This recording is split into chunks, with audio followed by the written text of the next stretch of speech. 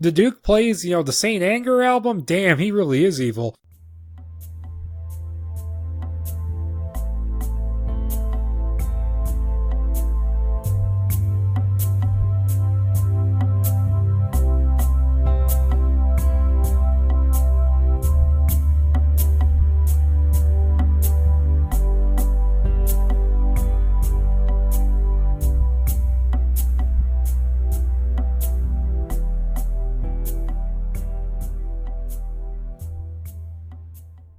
Alright everyone, hello and welcome to a new episode of the Screenplay Archaeology podcast. I am your host KiramidHead, and tonight I am bringing you a new solo episode, and this one is going to be focused on scripts for a remake of the John Carpenter classic, Escape from New York. Now, before I get into the nitty-gritty of this, I just want to do, my quick plugs as usual. If you like this show, be sure to check us out on Facebook, Tumblr, Twitter, all those good social media pages. Also, we're available on iTunes, Spotify, Stitcher Radio, and Google Play Music. And leave us some feedback on any of those. I think iTunes is the only one that has reviews that I've been able to find. I find, the interface on some of these platforms to be pretty difficult to follow. But yeah, leave us some feedback on iTunes at the very least, and I will read it out on the show. And also, if you like the subject matter of this show, be sure to check out the Shelf podcast. He just got a bunch of Resident Evil episodes up, which were a lot of fun to listen to. And he's already working on something else, so, go give Jeremy a listen. And also, be sure to go listen to the Table Reads podcast, because they take unproduced scripts and they fully read them out. Unlike me, where I take half-assed notes and then read them back to you and give you kind of an idea of the plot. And they just got back after renovating their studio, and they're in the middle of doing Indiana Jones and the Monkey King, which has been hilarious so far. So check them out every Tuesday. And you're going to listen to some funny shit, because that script is holy fuck. But, of course, that's going to be completely irrelevant a year from now if anyone's even still listening to this. But to get to the subject matter tonight, now Escape from New York is one of those all-time classic John Carpenter films that people talk about. It has one of the all-time classic action movie heroes in Snake Plissken, as played by Kurt Russell, who is one of my favorite characters of all time. And the whole concept of Manhattan in the future becoming a super prison, essentially, is a really cool idea. And they do some cool stuff there, though. There's just a lot of really memorable scenes, some cool characters like Snake, Cabby, the Duke of New York and all that stuff. And it is one of my favorite Carpenter movies. I'm not entirely sure where it would rank, because The Thing is number 1 and Halloween is probably number 2. So it's maybe in the top 5, maybe squeezing it at 7. It's really tough because there's a lot of Carpenter films I really, really love. It's not the worst, because that's a very close tie between, or it's a battle between Pro-Life and The Ward, because I just saw both of those pieces of shit for the first time a couple days ago. Wow! But, that's a subject for another episode, maybe. But no, Escape from New York is very, very good, and we got a sequel eventually, about 15 years after the original, and it's nowhere near as good to me. Escape from LA is a movie which has its qualities, I guess I'd say. There's things about it I really like Kurt Russell as Snake Plissken is still really, really cool in it. Like, the whole Bangkok Rules scene and what he does in that ending is just so cold-blooded and works really well for that character. And he's just really cool throughout it, but then there's other stuff like, okay, the interlude of Bruce Campbell is pretty cool, but people make a way bigger deal out of it than it actually is. He's in the movie for 2.5 minutes. I mean, I like Steve Buscemi, but he's not really much in the movie, if that makes a whole lot of sense. His character isn't that much. I mean, I'm struggling to think of other stuff I actually like about it. There's the occasional gag, which I think works, but there's a lot of lame in there. The bad guy, Cuervo Jones, is just painfully lame. The whole satire, where it's satirizing the Christian right and kooky Hollywood culture at the same time, and I don't think those two quite mesh. And also the fact that it's almost a beat-for-beat copy of Escape from New York, just with some names changed around and some goofy shit added in. And there's some goofy shit, there's a motorcycle chase, which would be cool, but it looks like they're going at 10 miles an hour. There's a scene where Snake is surfing. There's a scene where he has to play basketball. There's, what the fuck is it, where he has to go in on the submarine, and it's this really silly-looking CGI, which even for 96 was bad. It's a film I just don't overly care much for, and that's going to be an episode down the line, because there was an early version, completely different version of Escape from LA and a treatment to cover, so keep your eyes peeled for that. And since then, there really hasn't been a whole lot of Escape from New York related, because, I believe Escape from LA did not do very well at the box office, especially compared to its budget. But I mean, like, there's rumblings. Apparently, there was supposedly going to be a third movie called Escape from Earth, and supposedly Carpenter has said that was never really a thing. That was just a rumor. And then there's the other long-standing rumor that that the third movie is going to be Escape from Mars, and it got rewritten to be Ghosts of Mars and Ghosts of Mars. So, according to the rumor, it would have been almost exactly the same as Ghosts of Mars, just with Snake Plissken instead of Desolation Williams. Now, Ghosts of Mars is not a good movie, but I can sit through it. Like, there are worse ways to kill time. But I mean, I don't know if that would... Snake Plissken fighting Martian ghosts would have been almost as weird as Snake Plissken surfing. Seriously. And among other stuff, before we get to the remake, like there was talks of doing like an anime series, and that didn't go anywhere. There's things like, I know there have been comics, which I haven't been reading. There's also Big Trouble in Little China comics, and my understanding is that the Big Trouble in Little China comics are actually a lot better than the Escape from New York comics, and even did a crossover, which is kind of interesting.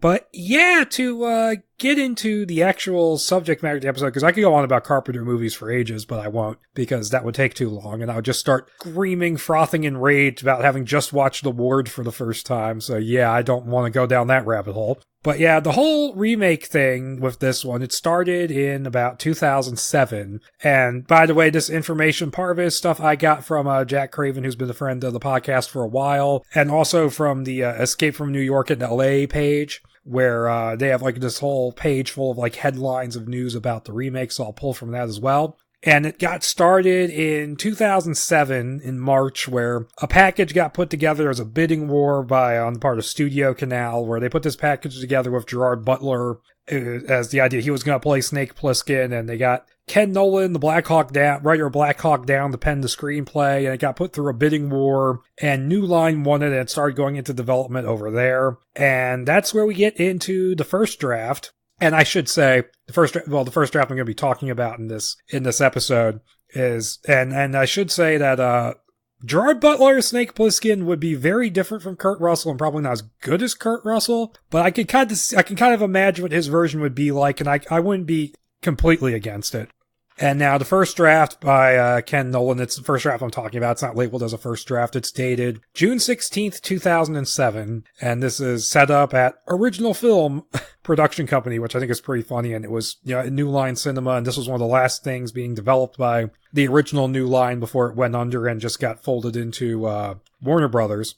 And to start off with, the story of this script is more or less overall the same as the original movie, only it's a bit different in things it's doing. It's the story about how New York in the future has become this supermax prison, the island of Manhattan has. It has this whole wall built around it, and there's like a beginning of it explaining how this happened, and then the president's Air Force One, crashes over Manhattan because of a hijacking, and the president escapes in his escape pod and basically gets captured by the criminals on the ground. And so the people running the prison get this idea to send in, this former war hero turned criminal named Snake Plissken, whom they've just captured, to send him in there to rescue the president. So he's got to figure out a way to get the president out without 24 hours, or else they're going to blow his neck open and make him bleed to death. So he's not a selfless hero here by any means. So yeah, it's basically the same overall storyline as the original movie, but as we'll see as we go along, it can be a bit different. So we're just going to start off with, it begins with an opening sequence where it depicts how Manhattan became a prison, and it's a combination of voiceover, photo montages, and regular movie scenes. And it explains that in 2022, the wall was first built around Lower Manhattan to stave off rising sea levels, which swamped much of the country's coast and turned a significant portion of the population into refugees. And so in this version, the wall is on the actual coast of Manhattan. It's not across the water, which that leads to a change later. And then this was followed by a terrorist attack in 2024 when 3 dirty bombs were set off around Manhattan, irradiating the island and making it uninhabitable, leading to an evacuation of anyone not too sick to leave. And there's actually a shot of just like someone who's been horribly affected by the radiation just looking out from their apartment window, which is pretty creepy during this sequence. And we learn that In the succeeding years, there were increasing numbers of terrorist attacks, which led to general anarchy and an increased crime rate. And the government responded by making Manhattan into a new supermax prison, extending the wall to surround the whole island and providing the prisoners with food, clean water, and anti-radiation tablets. Because that's a thing in the future, I guess. I mean, in Star Trek First Contact, they can inoculate against radiation sickness, which, as SF Debris pointed out, doesn't make any sense to say it that way, but, movies. And we then get a scene of the first 3,000 prisoners who are getting offloaded from a barge. And it's said that it opens there's a section of the wall that opens up like a canal lock. And then the barge goes in and the prisoners get off and they're basically just left to do as they will. As they say in the original movie, the only rule is once you go in, you don't come out. It's basically free reign once you get in there.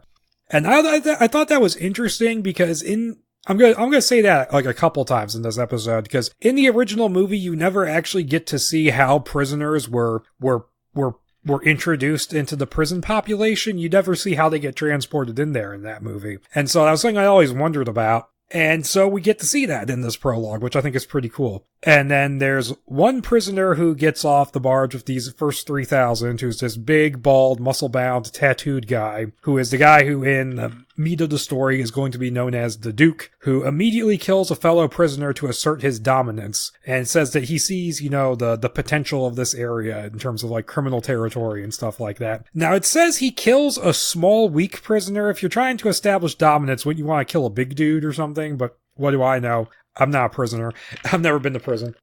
And so, that's the prologue, and there's a title card reading now. And we see Air Force One flying over Canada, and the Secret Service, Newfoundland to be specific, and a Secret Service agent finds out the hijackers have been smuggled aboard, and they've been smuggled aboard via, barrels of coffee beans to throw off the scent of search dogs, which was an interesting detail. But he finds out, but he gets killed by a presidential steward who's in league with the intruders. And he gets just knifed to death before he can say anything. And we go from there to Ellis Island, which is walled in to protect it from the seas which have risen. And it now serves as the processing center for new prisoners who arrive on buses via a causeway from Newark. So Newark is actually pretty far inland, I think. So the water levels did rise pretty high if you can build a causeway from there to Ellis Island. I could be completely talking out of my ass on that one, by the way. But, that's me. And one of these buses, we meet Snake Plissken, who is, shackled in his seat, and he's offered a drink from a flask by a guard who wants to know what he did with all that money. And he replies that he invested it, and we get this whole idea that he knocked over 3 Federal Reserves, and it's a running thing in this where he says, he's always correcting people and saying 4, they never caught me for the other one, which is pretty fun. And also, I wanted to say about this scene on the bus, it reminds me a little bit of Assault on Precinct 13, where you have Napoleon Wilson on the bus getting asked, why did he kill those men, and not saying. So it's kind of similar to that. And also the whole, what did you do with all that money as a running gag? And also, I think it starts here where he starts saying, call me Snake, which... that's a thing from the original movie where he tells Lee Van Cleef, call me Snake, and then he finally calls him Snake at the end, and he says, the name's Plissken. Here, he says, call me Snake 6 times or something like that. It's pretty ridiculous, but it's a minor flaw all in all. But he goes through, the prisoner processing, most of which is automated across several rooms, and there's a helmet that comes over his face and takes dental molds. A barcode gets tattooed on his neck. It injects a tracking device. And, another room has him record his last will and testament, which he treats like an answering machine message, which was pretty funny. And a lot of this satires, a lot of this stuff that they're doing here feels a little bit satirical in terms of just how over the top it is. And it does feel like something almost like what you would see in a commercial from RoboCop. And so meanwhile, there's a shootout in progress on board Air Force One between Secret Service agents and hijackers who have taken over the cockpit. And the window gets shot out and people from both sides start getting sucked out into the sky and dying, and it's all crazy. And then the plane begins to crash over Manhattan. And not having any other options, the president climbs into his escape pod for evacuation. And there follows a video conference between Police Commissioner Robert Houck, who's in charge of the prison, and the White House Situation Room, which is being led up by Secretary of State Rebecca Clark, new character, and the Pentagon, all while tracking the crashed plane. Hawk orders a team of helicopters into the air to search for the escape pod, so pretty similar so far. And this is where we get introduced to Brain, who is a character from the original, who is Harry Dean Stanton. He's basically the tech guy who works for the Duke, who gets stuff running. And he's stationed in the Armory building in Lower Manhattan, and he has these dishes set up where he's like jerry-rigged together some sort of crude radar system, and he's tracking the crashing plane, and he contacts the Duke about it, saying, something big's gonna happen. And as the helicopters move in and the escape pod is ejected, and we actually get like an entire scene of the plane. We actually see the plane crash in this version, whereas it was just shown being tracked over the computer in the original, which, yeah, it's a low budget thing, but it works pretty well. But it's a cool difference to get to see the plane crash. And while this is going on, Snake is listening to a computer read off his long list of offenses, during which, and it's hilarious just how long this goes for. It's another kind of RoboCop-y kind of thing, during which he nods off and dreams about an incident from his past, when he was part of a military unit delivering money to a local militia in the mountains of some foreign country, it's called a high desert country, and they're deliberately not specifying where it is. It's basically standing in for any kind of war on terror place we fight over in that war. And he catches a glint of metal in the sky, but the militia leader he's delivering the money to doesn't display any duplicity. He seems to be on the line. And the flashback gets broken up by a scene of the Duke telling us his right hand. He's telling his right-hand man, Romero, that something big is happening as he spots the pod falling to the ground from his base at the top of the Chrysler building. So yeah, he's occupied the Chrysler building. And the plane crashes, and the pod makes it to the ground, but not after getting snagged on a building and losing one of its parachutes. Hawk and his men, they arrive on the scene, only to find the pod open and the president gone, and the interior is streaked with blood. And a Mack truck cab comes around the corner, stopping. Romero's voice comes out of a loudspeaker saying they're sending a message, which arrives by a crossbow. It's a package containing a severed finger with a presidential ring on it, and a note saying that terms will be offered the next day at 8 a.m. in Central Park, I think they say. And Romero says they'll kill the president if they do anything other than leave right away, so Hawk makes the call to take off. And after they leave, the Duke is revealed to be the one driving because the Mack truck cab is his personal car. And yes, the script does actually explain how they're able to drive cars in this cut-off area, just like the movie did. And so we go back to the processing center, and Snake finds himself in an automated self-immolation chamber, basically offering prisoners the option to kill themselves instead of going into the prison if they press 3 buttons in sequence. And he's considering this, and Houck gets word from Secretary Clark that the president had proof on him that Syria and Iran had access to enriched nuclear weapons and ICBM capability, and that they need that info that's stored in a titanium microdisc, so instead of a tape we have a disc, to convince other nations to back their planned invasion. And the Vancouver summit where he's going to reveal this is happening in 24 hours, so Houck needs to come up with a plan to retrieve the president and the disc in his briefcase. So yeah, this is another difference, is that here it's much more... In the original movie, it's like they're trying to prevent war. In this, the guy is deliberately trying to start a war and get people allied with him. So that's an interesting difference and much more in line with mid-late 2000s kind of thinking, war on terror type stuff. And so Snake starts pushing the buttons for the cremation room, and he thinks back to that incident again. And he had his men stake out the village from a nearby ridge, and they saw armed insurgents moving in for the attack. And I have to say right now, this Snake Plissken backstory stuff doesn't really need to be here. It doesn't really add anything to the character that we wouldn't get from his dialogue otherwise. And it just slows it down, and they're just kind of scattered around in random places. Like, at first, it's making sense that he's thinking back on stuff in these situations here. But it just gets to a point where I don't even know why he's flashing back when he is. It's just kind of silly. You could, and this script is a little overlong, and you could maybe lose 5 pages just by cutting this stuff out. And, any page count you save is a good thing. So I would argue that, you don't need this. Like, you could cut this out easily and the script would not actually lose anything. But back in the self-immolation chamber, Snake is about to say fuck it and push the last button, and Houck sees him on the security monitor and has him stop. And we then get more of the flashback. You see, this is just how they're really frequent early on too, and they start getting more spread out as you go. They're very front-loaded. And, they show Snake and his men engaged in bloody combat against the insurgents. And then that's over. And then Snake gets taken to Houck's office, and Houck makes the offer to rescue the president and reclaim the disc in return for a full pardon, which Snake is resistant to the deal at first, but he does eventually agree to it, because, he likes the idea of a pardon. And so Houck and his underling Remy, who's Tom Atkins' character from the original, they prep Snake for the mission, informing him that the Duke, and this is another silly thing this script does, his real name is Clarence D. Duke Magian. Like, that's actually sillier than the Riddler's name being Edward Nygma. he controls the bulk of the island while the various other gangs are divided up by race, and he has various deals worked out with him, so he really is the true ruler of the prison. And they tell him to watch out for the crazies, or these cannibalistic mutants who live in the sewer and subway tunnels, and they're the residents who either didn't get access to the anti-radiation stuff, or they just never took it. Like, they could be the people who are living there to begin with, the people who weren't evacuated. They could be prisoners who got irradiated. Like, it's basically just these cannibalistic mutants who live underground. And he also mentions that there's reports of them having a subway car up and running down below, which will be important later. And this is where he gets outfitted with weapons and gear, including a night vision helmet. It's a helmet with, like, different eyepieces on it. There's an earpiece, like there's an infrared eyepiece, which basically works as night vision. There's an earpiece that detects approaching thermal signatures, a wrist-mounted indicator with a mission timer on it, and that's, one of his tracking devices. I could be wrong on that. Yeah. He also has the ability to. I'm probably confusing it with the original a little bit. He also has the ability to track the president's personal microchip that's embedded in his thigh. And they also inject a microphone into his larynx so he can call for extraction as well as an anti-radiation shot. And so, yes, so he's basically for a good chunk of the script in constant contact with Hulk. He has the microphone in his throat and the earpiece, which is how they communicate, which is a cool difference. And they do stuff with that later on.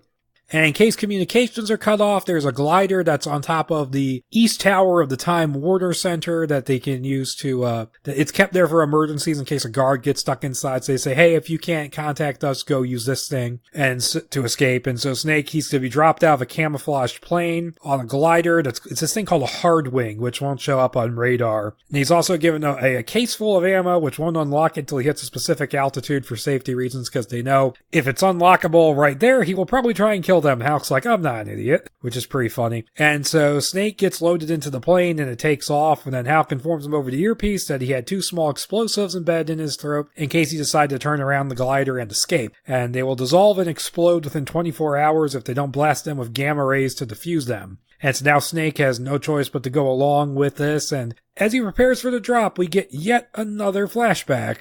And we see Snake, as the only survivor of his unit, found that the insurgents were in fact disguised Americans, and one of them says with his dying breath that they were supposed to go in and retake the money, making it look like insurgents killed everybody and took it themselves. And he mentioned something about airstrike just before dying, and Snake begins to run for it. So yeah, yet another flashback. And so we go back to the present time, and Snake guides the hard wing as close as he can to the president's signal before landing in the street. And it says he's in the East Village somewhere at this point. And as he waits for the ammo case to open, Snake gets attacked by 3 prisoners, one of whom has a machete, and Snake grabs like a pipe off the ground, breaks the guy's arm, takes his machete, hacks off another guy's arm, and the third guy he stabs through the guts with it. And then the guy who had his arm broken tries to attack him from behind, and the ammo case is taking forever to open, and basically he jumps onto Snake's back, and then Snake suplexes him over into the case, smashes his head open, and kills him on the case, and that's what gets the ammo case open, and it's like, holy crap, that was cool. And then Snake arms himself, and he takes one moment to sort of appreciate, how far New York has fallen, which was kind of a nice character beat, and then he heads off into the city. So yeah, he finally gets to New York, and we're on page 41. Could have gotten that done a little bit quicker. I mean, you could have gotten Snake in there a lot faster. Got him in there. Half an hour should be like the max. And I feel like, once again, if you trim down the flashbacks, maybe trim down that intro just a little bit, you'd have a more streamlined, stronger script, because those flashbacks, they add nothing. And I'll tell you the precise moment why they actually don't add anything, because there's a scene later on where Snake has a line of dialogue which sums up everything you need to know about this version of the character's backstory without actually giving you a backstory. And Snake follows the signal from the... I should mention, when he's about to take off on the plane, I forgot to say this, he's described as being just weighed down with so many gadgets that he almost looks more machine than man. You can't see the man under all the machinery. That also felt like a RoboCop moment to me. That and the self-immolation chamber. And so, he follows the president's tracker to a building where he gets into a bloody gunfight with some prisoners on the way to the upper floor. So yeah, this is definitely R-rated. And he finds a man under guard shackled to the wall. Snake quickly takes care of those 2 guards, but the man is just a drunk who was talked into swallowing the tracking device after it was cut out of the president's leg. And he's like, They told me if I swallowed a magic pill, I'd be the president. And Hulk, listening in, orders Snake to keep going and, rumors fly fast in a prison, so question the prisoners. And so Snake is like, I am fucked. And we get yet again yet another flashback where Snake just barely escapes getting killed by the first bomb dropped by the airstrike, but loses his eye and gets tossed around like a rag doll in the blast wave. So yeah, we're almost done with the flashbacks, I swear. Snake is just standing there looking out the window, and he sees the crazies starts to emerge from manholes in the street, and they're moving out onto the streets. And he actually sees them carry off a guy to eat him, and he goes, shit. And that seems to attract one of them. It just looks up at him and sees him. And forcing Snake to flee, and an army of them are going after them, and Snake actually, shoots the chains off the drunk and tries to get him to run away, but the drunk is a drunk and thinks he's the president, so he's not going to do anything, and he gets dragged off, presumably to be eaten, and Snake's getting chased by an army of these guys. He goes up the stairs to the roof, and he flees down a fire escape, jumps in the window, uses a grenade to dislodge it, and he dislodges the fire escape and kicks it off, which sends a bunch of mutants to their deaths, and he ducks back into the building, and he goes to another staircase, and he goes down, he's still getting chased by the crazies, just more of them. And he's into an alley, and he comes face to face with a horde of giant mutant rats. It's those super rats from the Joker movie. Stuck between the rats and the crazy, Snake jumps up and grabs onto a drain pipe, and the two groups just tear into each other, and the rats actually seem to be winning, which I thought was kind of funny. And really cool idea. This seems like a really cool scene to watch. And so he climbs onto a ledge and jumps over a nearby fence, returning to the streets where more crazies continue the pursuit. And yeah, the crazies have definitely been beefed up compared to the original movie. And also, they have cut out the girl in the chock full of nuts completely, and given her being, the one who dies to show the threat of the crazies, they gave it to the drunk instead. And an armored Brinks truck drives by, flattening a number of the mutants. And then the driver, who's this guy named Squirrel, offers Snake a ride. And now he's basically, the replacement for Cabby in this, but he's a very different character, so I think that's a worthwhile difference, because you're never going to have a better Cabby than Ernest Borgnine. You're just not, so I might as well do something a little bit different. And Cabby is a character who's really only important in a very minor sense in the film. He does something really significant later on, but he is a supporting character, so you can kind of, switch him around a little bit, and I don't mind it. And, Snake, he's named Squirrel, and so he tells Snake that the Duke has the president, and that, Squirrel works for Brain. He's the guy who keeps the machines and tech running for the Duke, and he provides fuel for the vehicles. And Squirrel says he scavenges the city to find Brain any remaining crystal meth, which is his drug of choice, because it keeps him wired and it allows him to keep working. And there's actually kind of a funny moment where Squirrel's like, hey, Snake, got any X? I miss X. It's like, figure there's one guy in the prison who wants fucking ecstasy. Squirrel takes Snake to meet Brain at the Armory building, where we see his fuel production operation, and he talks about how he's created environmentally sound car engines, and his plans are all recorded on titanium microdiscs, and Snake pockets one, remember that. And we also find out that he's plotted out a safe path past the gun emplacements. There's this thing called the Forbidden Zone, which is like 500 yards, around, like it's an area of 500 yards that's like next to the wall everywhere, that's like full of these automatic rifles and stuff like that will kill you if you go through it. But he's figured out the blind spots, but he just hasn't figured out how to get over the wall yet. And he agrees to help Snake find the president in exchange for a pardon for himself and Squirrel. And Hal, still listening in, he rather reluctantly agrees. He's saying, you're giving out pardons like candy, Snake. And I'm like, he's giving out two. Give him a break. And he says that the president is in the Duke's armored mobile trailer, which he's taken up to Harlem for a meeting with the 122nd Street crew. And we learn here that Brain has a young son on the outside that he hasn't seen in years, and that's his motivation for wanting to get out. Now, as you can probably tell from my description here, Brain is a very different... He fills the same role and is still like the smart guy and a bit of a schemer, but he's a very different character in a lot of ways from Brain in the movie. Like there's no history between him and Snake here. Like there's nothing about him like leaving Snake behind. Like there's no grudge there like there is in the original movie. And also Maggie doesn't exist in this, the Adrienne Barbeau character. And in fact, there is kind of a throwaway line later in the script where the prison is referred to as the Manhattan Supermax Men's Prison, I think, at one point. So yeah, she's not here, and she's a cool character in the original movie, but if you're going to do a remake, you might as well do something different. And so Snake has Squirrel and Brain taken by the most direct route up to Harlem via Broadway, which is occupied and barricaded by the Skinhead Gang. Now, in the original movie, like, Snake's like, oh, what's wrong with Broadway? And I guess they're meant to just be more crazies who control Broadway. But I like the idea that it's a different gang here. It gives it a bit of a Warriors feel. And so Hawk, he backs Snake up with air support using a high-flying plane to destroy barricades with missiles and get rid of any gang members in his way with a Vulcan cannon. And so this is just this crazy scene of just bombs blowing up a barricade and just guys getting shot dead with this thing. It is insane. Like, they basically just took that scene from the original movie and went, how can we make this fucking crazy? And they did it. And while this is going on, Secretary Clark and Chief of Staff General Wilkins arrive at Ellis Island, and they have their own man, a 6-man SEAL team led by a guy named Baylock. And Hawk isn't happy about this, but they get sent in, approaching the wall in the Zodiac and rappelling over it. And so the Brinks truck passes now lifeless Central Park, and it's basically because of the radiation, Central Park has basically just died. It's like this dead, barren wasteland, which is a very cool image. And they talk their way past the Duke's barricade north of the park while Snake clings to the roof out of sight. And the SEAL team, they zip line over the gun emplacements on the Forbidden Zone and start tracking Snake's progress heading towards 122nd Street. And speaking of which, Snake, Brain, and Squirrel stake out Squirrel stays in the truck, but Snake and Brain, they stake out the situation there, and the Duke and the crew's boss, they're there to have a meet, but they're also, having some entertainment as well, because they send a couple of prisoners who tried to screw over the Duke through the Forbidden Zone, saying that, oh, you can find the blind spots for us, and if you make it to the wall and back, we'll let you go, and you can be a hero. Or you can die a hero trying to find, a way to escape for all of us. And of course, they all get shot to shit. They both do.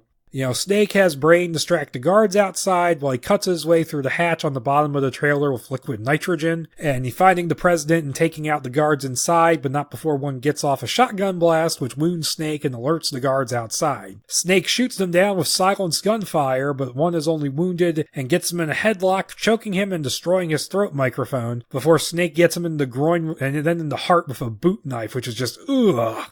Several of the Duke's men are coming to investigate, and Brain runs like a little bitch, forcing Snake and the president to book it on one of the dead guards' motorcycles. So now we get this badass motorcycle chase where Snake and the president, they ramp off some junk and go over that barricade from earlier, and they're followed closely by the Duke and his men who get to go through the barricade normally because it's the Duke, and Brain and Squirrel hanging back in the Brinks truck.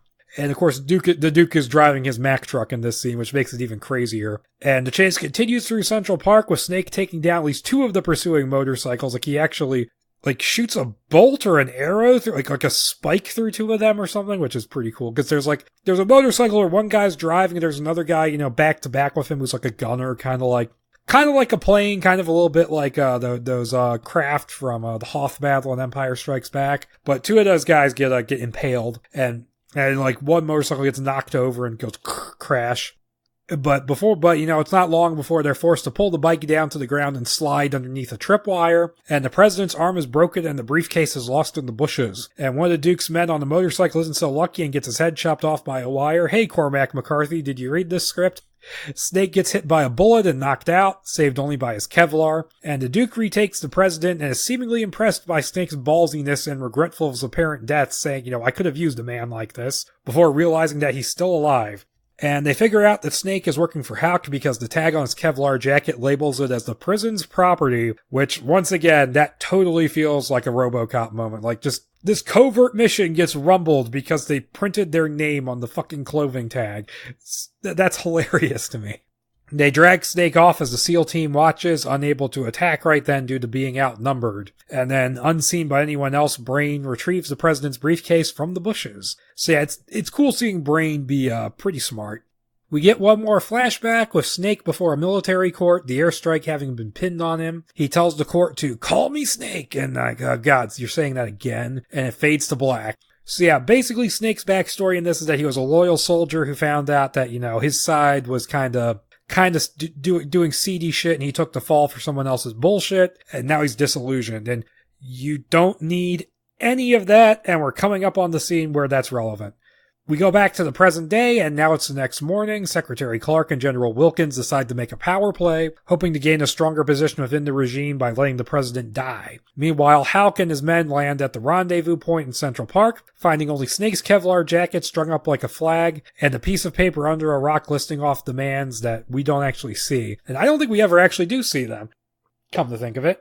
Brain meets with the Duke and talks about having set up a live broadcast of some sort for him, which the Duke is sure the different networks will give airtime to. As he says, the people love a good reality show. Some apt commentary there. And he also confronts Brain about accusations he was working with Snake, but lets him off with a warning. And there's also a moment where he reaches into the back of his mouth and he pulls out a loose tooth. And basically the idea being that even with their anti-radiation pills, they're still going to die eventually of this stuff if they don't get out. And you get the idea that he's very much accepting of the idea that he's going to die. So yeah, he's a very interesting character and is very differently characterized from the Isaac Hayes version in the original, but I think it works. And then Snake wakes up in the Duke's Chrysler Building lair with a gigantic man looking at him wearing his wrist tracker, and the timer says they only have about 3 hours left. So yeah, we got the ticking clock going here. And so the Duke enters, introduces himself to Snake, saying he's a big fan, and this is where we get the reveal. The Duke doesn't want to use the president as a bargaining chip to escape. He instead wants to kill him on live TV as a display of his own power. And he also plans to have Snake fight to the death on live TV as well. And he also says that he welcomes the idea of them sending an invading force in to fight him after this, because he thinks he can actually fight a good, strong war. And it's almost like you get the idea he's not under the impression that he can win. He just wants to go down fighting and, he wants to have that legend around him, kind of like that, because he knows he's going to die anyways because of the radiation, so he's setting this up to just spark a all-out war on the streets of New York just to, give himself like a place in the history books or something like that. And I like that as a twist from the original. That's a good change from the original. It's a really cool idea. And so Snake and the president are transported to Madison Square Garden in the back of a paddy wagon. And the president says he just wanted to make the world a better place on his terms. And Snake laughs it off, saying, I've fought in your wars that were started to achieve that goal. I know what making the world a better place looks like. And then look around. Does the world really look like a better place to you? And because you get those lines there saying he's fought in those wars and he knows it's bullshit, all that backstory stuff, completely pointless. You don't need it at all. So yeah, that's my big number one gripe with the script, is that origin story stuff could be cut. They arrive at the garden, which has been converted into a gladiator arena, and bloody fights are already being broadcasted. And so Baylock and the SEAL team approach the building, tracking Snake's tracking device. And they're actually tracking it. I'm not really sure what the thing they injected into his neck was for during the processing, because they seem to be tracking his wrist device, the wrist gauge. And they report back his location. And so the broadcast is being watched at the processing center by Haupt, and he's by Clark. What did I say? He's told by Clark that she and Wilkins are sending in everything they've got, and helicopters and jets are dispatched, so they're bringing troops, and they're basically sending the army in there to spark off a war and get the president killed. And Snake is led into the arena, and the Duke gives a big speech. It's similar to his one from the original movie where he talks about they set in their best man, but it's longer and even more bombastic, and still pretty cool.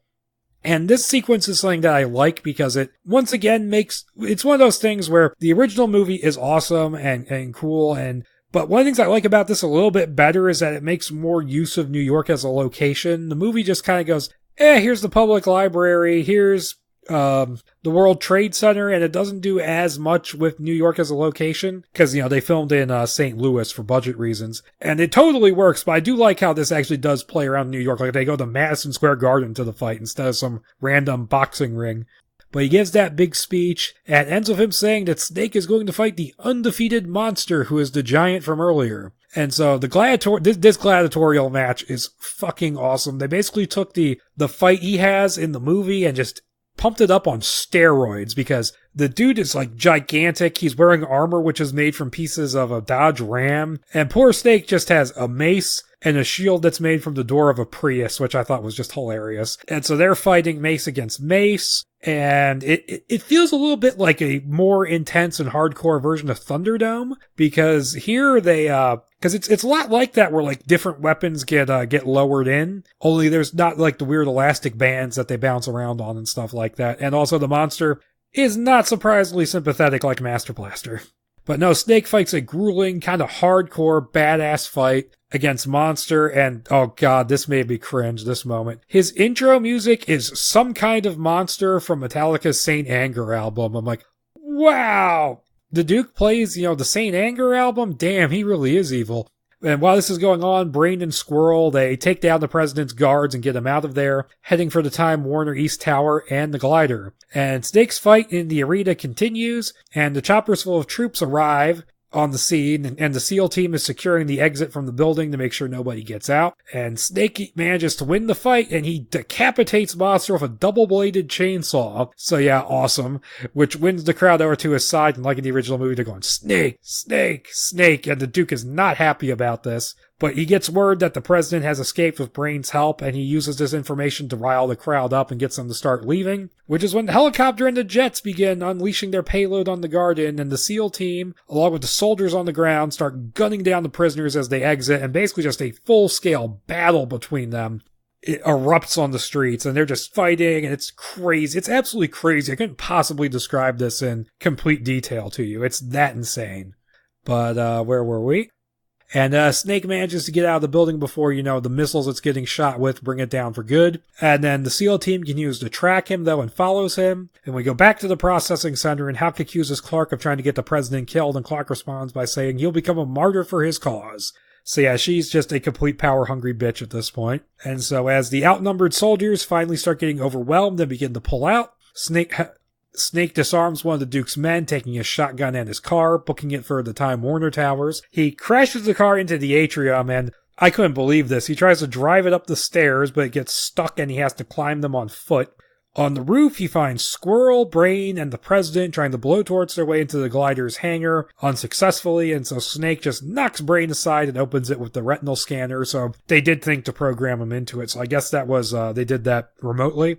And the glider seats 4, and Snake's like, Brain, you can't come with because you tried to fuck me over, but Brain's like, nah, I encrypted this disk, and so you won't be able to use it unless you take it with me and I decrypt it. And so it's like, I'll decrypt it in the air. And so he says he'll unlock it while they're in the air. And so they prep the glider and get in for takeoff, and Brain is like, nah, that was just bullshit. I was just bluffing you. And he hands the disk over to Snake. And so they get in the air, but the SEAL team has followed them and shoots the glider down, forcing Snake to land it on Broadway. And the Duke and some of his men, having followed Snake's car, they witness the crash landing. And Snake and company, they all get out of the wreck okay, and he proposes that they use Brain's map of the blind spots of the Forbidden Zone to get out, only it's miles away, it's way down in lower Manhattan, but Snake thinks they can get there by using the subway train the crazies have supposedly gotten up and running, and they head for that. They descend into the tunnels and find the train, carefully stepping over a massive amount of sleeping crazies to get to it.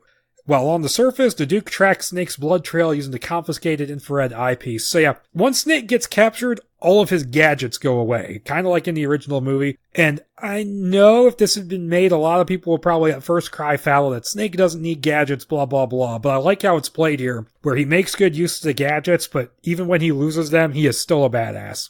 And so, and Brain manages to get the train started up, but the noise wakes up the nearby crazies. And this whole scene reminded me a little bit of 28 days later when Cillian Murphy goes into the church and he goes, hello, and then one of the infected guys just pops up suddenly. It reminded me of that, which is the first time you actually see the infected, I think, in that movie. Been forever since I've watched that. The noise wakes them up, and Squirrel unfortunately gets dragged out screaming just as the doors are closed, despite Snake's best efforts to keep him in there. And then the Duke and some of his men arrive, and they climb aboard the rear car of the trains that begins to move out. And they head south at a high speed, and we find out that the SEAL team has lost track of Snake, only knowing that he was moving south before going underground, cut off the signal. And this gets reported back to Wilkins, who isn't happy about it, and off to the side, though, Halk and Remy have figured out what Snake must be planning, and they determine to help him climb over the wall if he can make it through the Forbidden Zone. Because they can't actually help him get past the automatic gun emplacements, but they can help him climb over the wall, filling in that hole in Brain's scheme from earlier. And the train continues down the tunnel, running over a bunch of crazies, spattering the windshield with blood, once again, reminiscent of RoboCop, quite literally. That poor guy. And Snake fighting some of them, while the Duke and his men fight some others in a car further back. And there's a moment where Brain accidentally slows down the train and brakes, making a bunch of the crazies fly back and knock over the Duke's men. And they all just kind of disappear, so did they die at that moment? That's a bit of a clunky bit.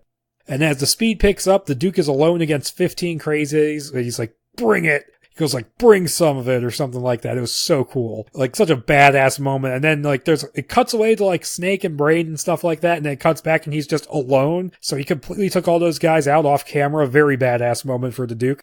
And then the Duke and Snake get into the fight, but then one remaining crazy jumps onto the Duke's back and attacks him. And then Snake, Brain, and the President jump off, and Snake sets the train to reverse, sending the Duke away. And he's watching him as he goes away. And so the SEAL team picks up their signal again when they surface on Albany Street, which I looked on the map, and that is actually not too far from the World Trade Center Memorial. So more use of New York landmarks and stuff like that. And like using the Time Warner Towers was a nice callback to the World Trade Center as well, because that's where Snake lands his glider in the original, and that's where they're going to go back to fly out. So, and also then the Time Warner Towers are like two towers. So it's a nice little callback to that. I forgot to mention that when it slows down, when they hit hundreds of crazies, some doors get prized open and the crazies get aboard, which is why Snake ends up fighting some. I forgot to mention that. Yeah, but Baylock reports they're surfacing in, and then Hulk overhears and has Remy prep a team to extract Snake at the wall. And Brain leads the way through the Forbidden Zone, getting most of the way there before stepping a little too far in one direction, getting his foot blown off. And when he falls over, he gets riddled with bullets and he's dying. And with his dying breath, he points Snake in the right direction. And it's not long after that the SEAL chopper flies in, and the President thinks it's a rescue team, but Snake just manages to spot Baylock aiming his sniper rifle at the President, and then points his own rifle at him and blows his head off. So yeah, Snake gets to be cool here. And then, this causes the helicopter panic the pilot and fly too low. And they come in range of the gun emplacements, which shoot the helicopter down. Now, okay, the gun emplacements there, obviously they're replacing the mines on the bridges and in the water from the original movie. But as it crashes, several missiles are fired, which slam into the wall. And because we're at the area of the wall which was built to prevent flooding, this is not a good thing. That starts to crack and looks ready to collapse at any minute. And so the Duke arrives. He uses the infrared eyepiece to track Snake's blood through the Forbidden Zone.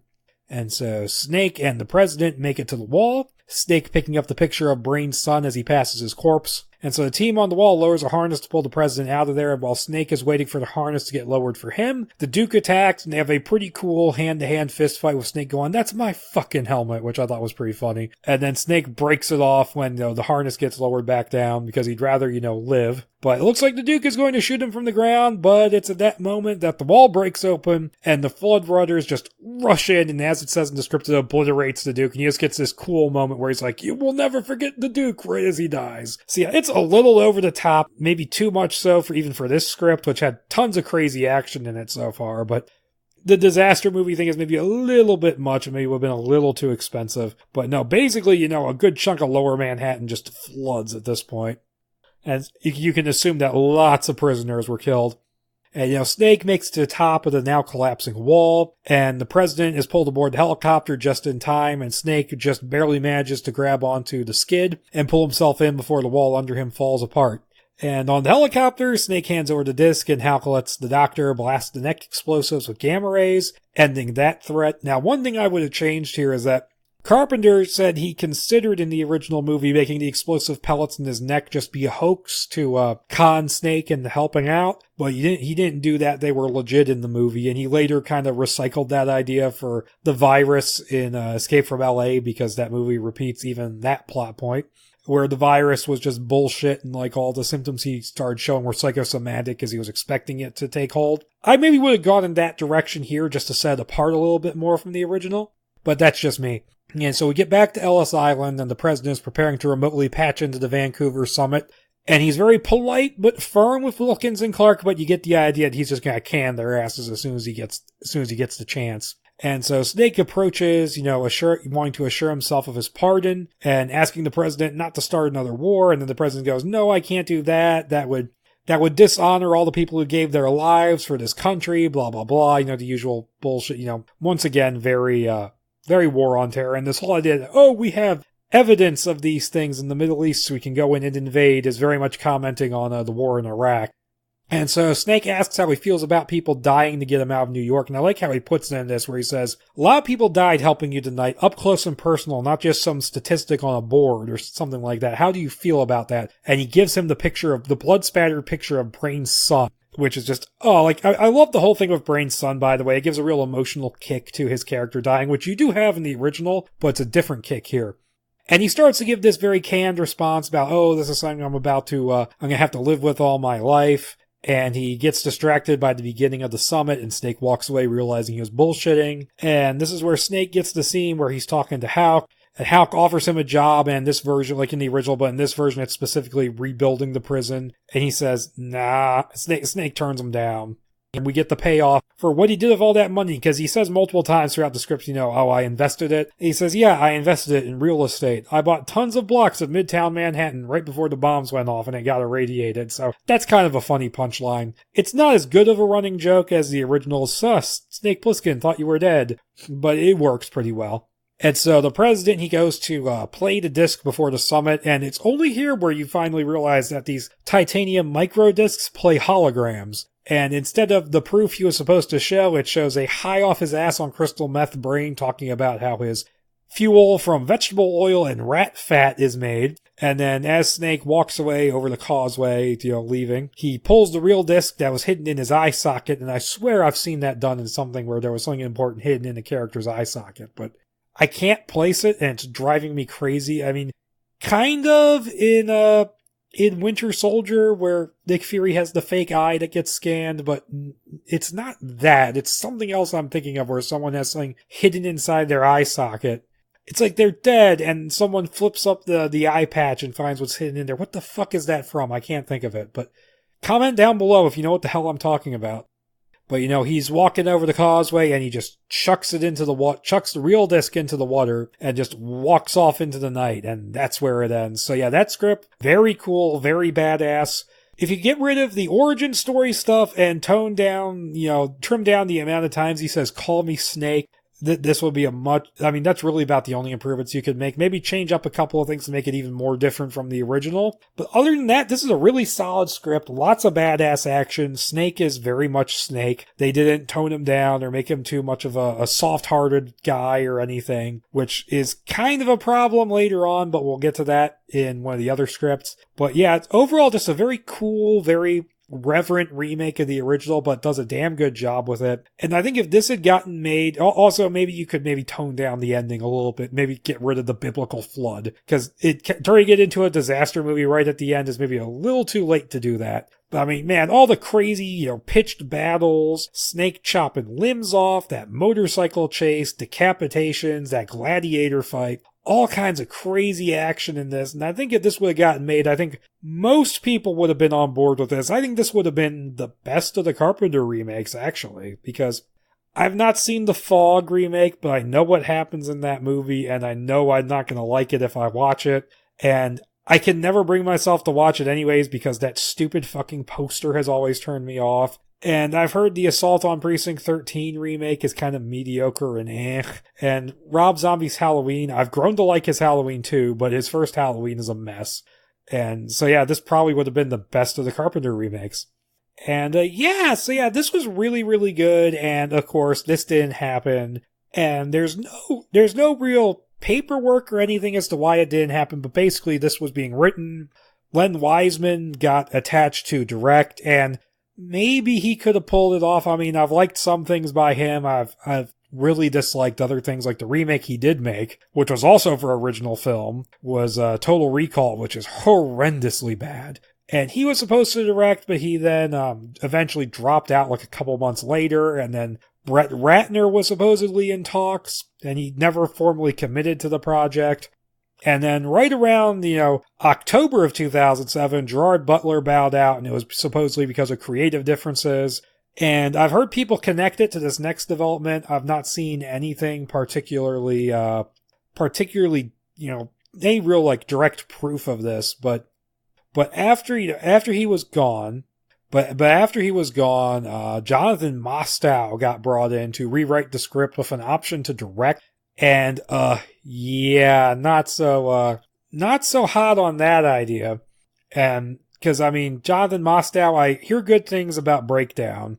I like U571. Terminator 3 is not good. And I've heard Surrogates was a real piece of shit. But yeah, I don't really care for him that much as a filmmaker. And he got brought in. I've heard people say Gerard Butler's creative differences were due to what he was going to do with it. And so he got brought in, and I read the script review of his draft, which I don't actually have. And it sounds like it's structurally based on It's relatively closely based on the Ken Nolan script I just talked about, but there's enough differences there where the president is a woman, and she's kind of the hero of the piece, and all the other characters are kind of idiots, and there's apparently a subplot of Snake wasting time and endangering his own life just to get revenge on the guy who stole his pen. And it just sounds really bad. Like, I mean, it just doesn't sound like a particularly good, revision. Apparently they replaced the big crazy finale with something more similar to the original movie, just with a lower body count. So that sounds like an improvement, but that other shit about, like, let me see if I can pull that review up and see if I can find some of the things I was reading about. Yeah, I'm going to scroll down on this thing, and the Forbidden Zone is apparently in this again. Oh yeah, and Brain is basically combined with Squirrel and made into an idiot who's completely useless and doesn't really do anything. He just randomly finds a map. Yeah, you got the whole plot about Snake, going to get revenge for his pen being stolen, and the Duke apparently in this version, his hideout is in Trump Tower, and he walks around wearing Donald Trump's monogrammed bathrobes, which is kind of funny. And yeah, so that's some things. Yeah, Mostow's version doesn't sound very good. I'd still like to read it. But eventually he left. He apparently specifically chose to do Surrogates instead, which, dear God. But I mean, so yeah, it went from Len Wiseman maybe to Brett Ratner, way, way, way bigger maybe, because he's made more crap than good movies, as much as I love the first two Rush Hours. And then it went to Jonathan Mostow, and he left to do Surrogates. And then it seems like the New Line Cinema version, just at least in this phase of it, what eventually killed it was New Line got shut down in 2008 and then got merged into Warner Brothers. And so that basically killed this version of it off for a while. And that is at least until the next rewrite. Now, moving on, once New Line had been acquired by Warner Brothers, the remake of Escape from New York kind of went into hibernation for most of 2009, and then it kind of came back to life in early 2010 when screenwriter Alan Loeb was hired on to do a new draft. And that's going to be the script we're going to cover today. And it's going by the title page, it's dated February 3rd, 2010, and it's titled Escape from New York by Ken Nolan, revisions by David Kajanic, and current revisions by Alan Loeb. Now, there are elements from the Nolan draft in here, and if you listen to the earlier part of the episode, you'll figure out, what they are pretty quickly as soon as I mention them, because they're pretty obvious what they are. And I don't know what Kajanic's contribution was in full. I've read one comment on it in a couple of articles where inside sources attribute this to him, but it's kind of fishy, and I'll get to why I find it kind of fishy when I get to those parts, because it's literally one thing right at the beginning that I'll have to talk about. But I would be very interested in reading his take, because I think Kajanic is an interesting writer even when he isn't fully successful in what he's doing. And Alan Loeb is a writer whom I don't think I've seen one movie that he's contributed to. I think I've heard of a bunch of them, and you look at his IMDb page, and it's aside from his first movie, which was Things We Lost in the Fire, which was this big kind of Oscar contender, I think, back when it came out. At least it got some awards buzz. You look at the stuff he's written, it's 21, a whole bunch of Happy Madison movies, fucking The Dilemma with Vince Vaughn, So Undercover with Miley Cyrus, and Collateral Beauty, the Will Smith Oscar bait movie, which I hear is a total piece of shit. So this is kind of a weird writer to get involved with your action movie, to say the least.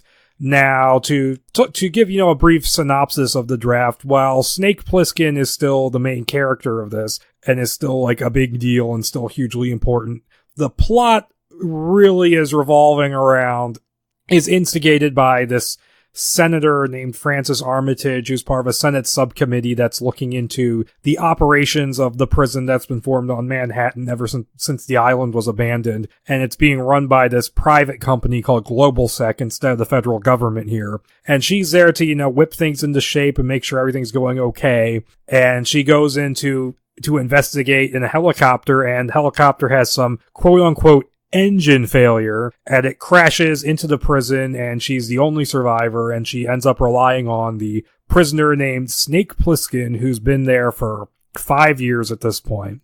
And he's become kind of a myth and legend amongst the populace of the prison because he stays hidden and out of sight and yet still makes his presence known in some ways. And he has to stay out of sight because he's earned the ire of the Duke of New York, who's the leader of a powerful gang. And so Snake has to protect her and find her to get away out of the city and out of the prison, while the Duke is trying to capture her for his own ends. And that's basically the plot of this thing. Similar-ish to the other plots, but different enough that it is its own distinct version. Now, this thing starts off with, once again, we're getting an explanation of how Manhattan came to be abandoned here, because unlike in the original movie where because it was being made in like the early 80s when there was a huge crime wave in New York, they can't just go, oh, hey, crime went up and Manhattan was abandoned, so they have to come up with a reason for it, because we don't have that anymore in Manhattan. So we reuse the dirty bomb concept, and it says in 2010 this time, which it's interesting that Loeb chose to, or maybe it was Kajanik, that's very possible, that they chose to place the incident that causes Manhattan to be abandoned mere months ahead into the future from when this draft was written. It's certainly a choice. And so in 2010, a dirty bomb was detonated in Central Park, irradiating the island and rendering it uninhabitable. And this is the thing which I have to talk about, because according to the one article I read, which dates back to when when Loeb's involvement was announced, it said that, apparently this idea of Manhattan being irradiated came from David Kajanik, and it was presented as being a lower-budgeted alternative to New York being destroyed in World War III, which apparently these inside sources were convinced was the case in the original movie, which is not what happened in the original movie. So something tells me either the production team on this project just had no clue what they were talking about with that, or the inside sources were just full of bullshit. So, and also, it can't have come from Kajanik, because the dirty bombs, which irradiate the island, are in the Ken Nolan script. So what the fuck? So yeah, who knows what's even going on there. And so the entire population was evacuated, and eventually the federal government took over the island and started converting it into a massive prison for 12,000 death row inmates. And the project, it later got handed off to a private company called Global Security Incorporated, aka GlobalSec, and every 2 days they airdrop food and medical supplies into the city over 5 different locations. Now, they don't really say why or how it got transferred over to this private company, unless it was a cost-cutting thing for the government. They never actually say what the deal with that is, but that's what happened. And so we're told this information, and it's revealed that this is part of a presentation by prison guards as new inmates are inducted into the prison on Ellis Island. And there's a whole line of them chained together, waiting in line, and most of them are very nervous or intimidated, except for Snake Plissken, who seems calm and accepting of the situation. And he has this line where he says, "Nice place to visit, but you wouldn't want to live there." And he's maybe a little too sarcastic for Snake Plissken in this draft in a few places. And from behind a two-way mirror, he's being watched by Warden Stevens and GlobalSec CEO Tatum Houck. So yeah, Houck here is now a corporate weasel who talks about how Snake has been sent to prison for assassinating the crooked head of Pakistani intelligence, but he did it without any orders to do so. And so Snake goes through the prisoner processing rooms, and they're pretty much the same as in the Nolan draft. And only here, he explicitly chooses not to use the self-immolation chamber. Instead of considering it and then being interrupted, he just chooses not to use it here. And so Tatum then enters the room and greets Snake personally, saying he's a huge fan, and I've heard of all this stuff you've been doing because, Global Security consults with all these different intelligence agencies, and so I hear all about this stuff. And he says, "Can I take a shot?" And Snake goes, "You want to take a picture with me?" And he goes, "No," and then punches Snake in the face, and he's like, "Ooh, I punched Snake Plissken." And then he taunts him, and is like, "Hey, you used to live in New York, right? So this is just like a homecoming to you," and that really upsets Snake for some reason. I guess Snake is a little more, put off by the fact that his home is an irradiated wasteland, and he was letting on earlier. And so Snake and a load of prisoners, they're packed in what to amount to a big shipping container with harnesses strapping them in, and they get airlifted via helicopter into the prison where they're dropped over Little Italy.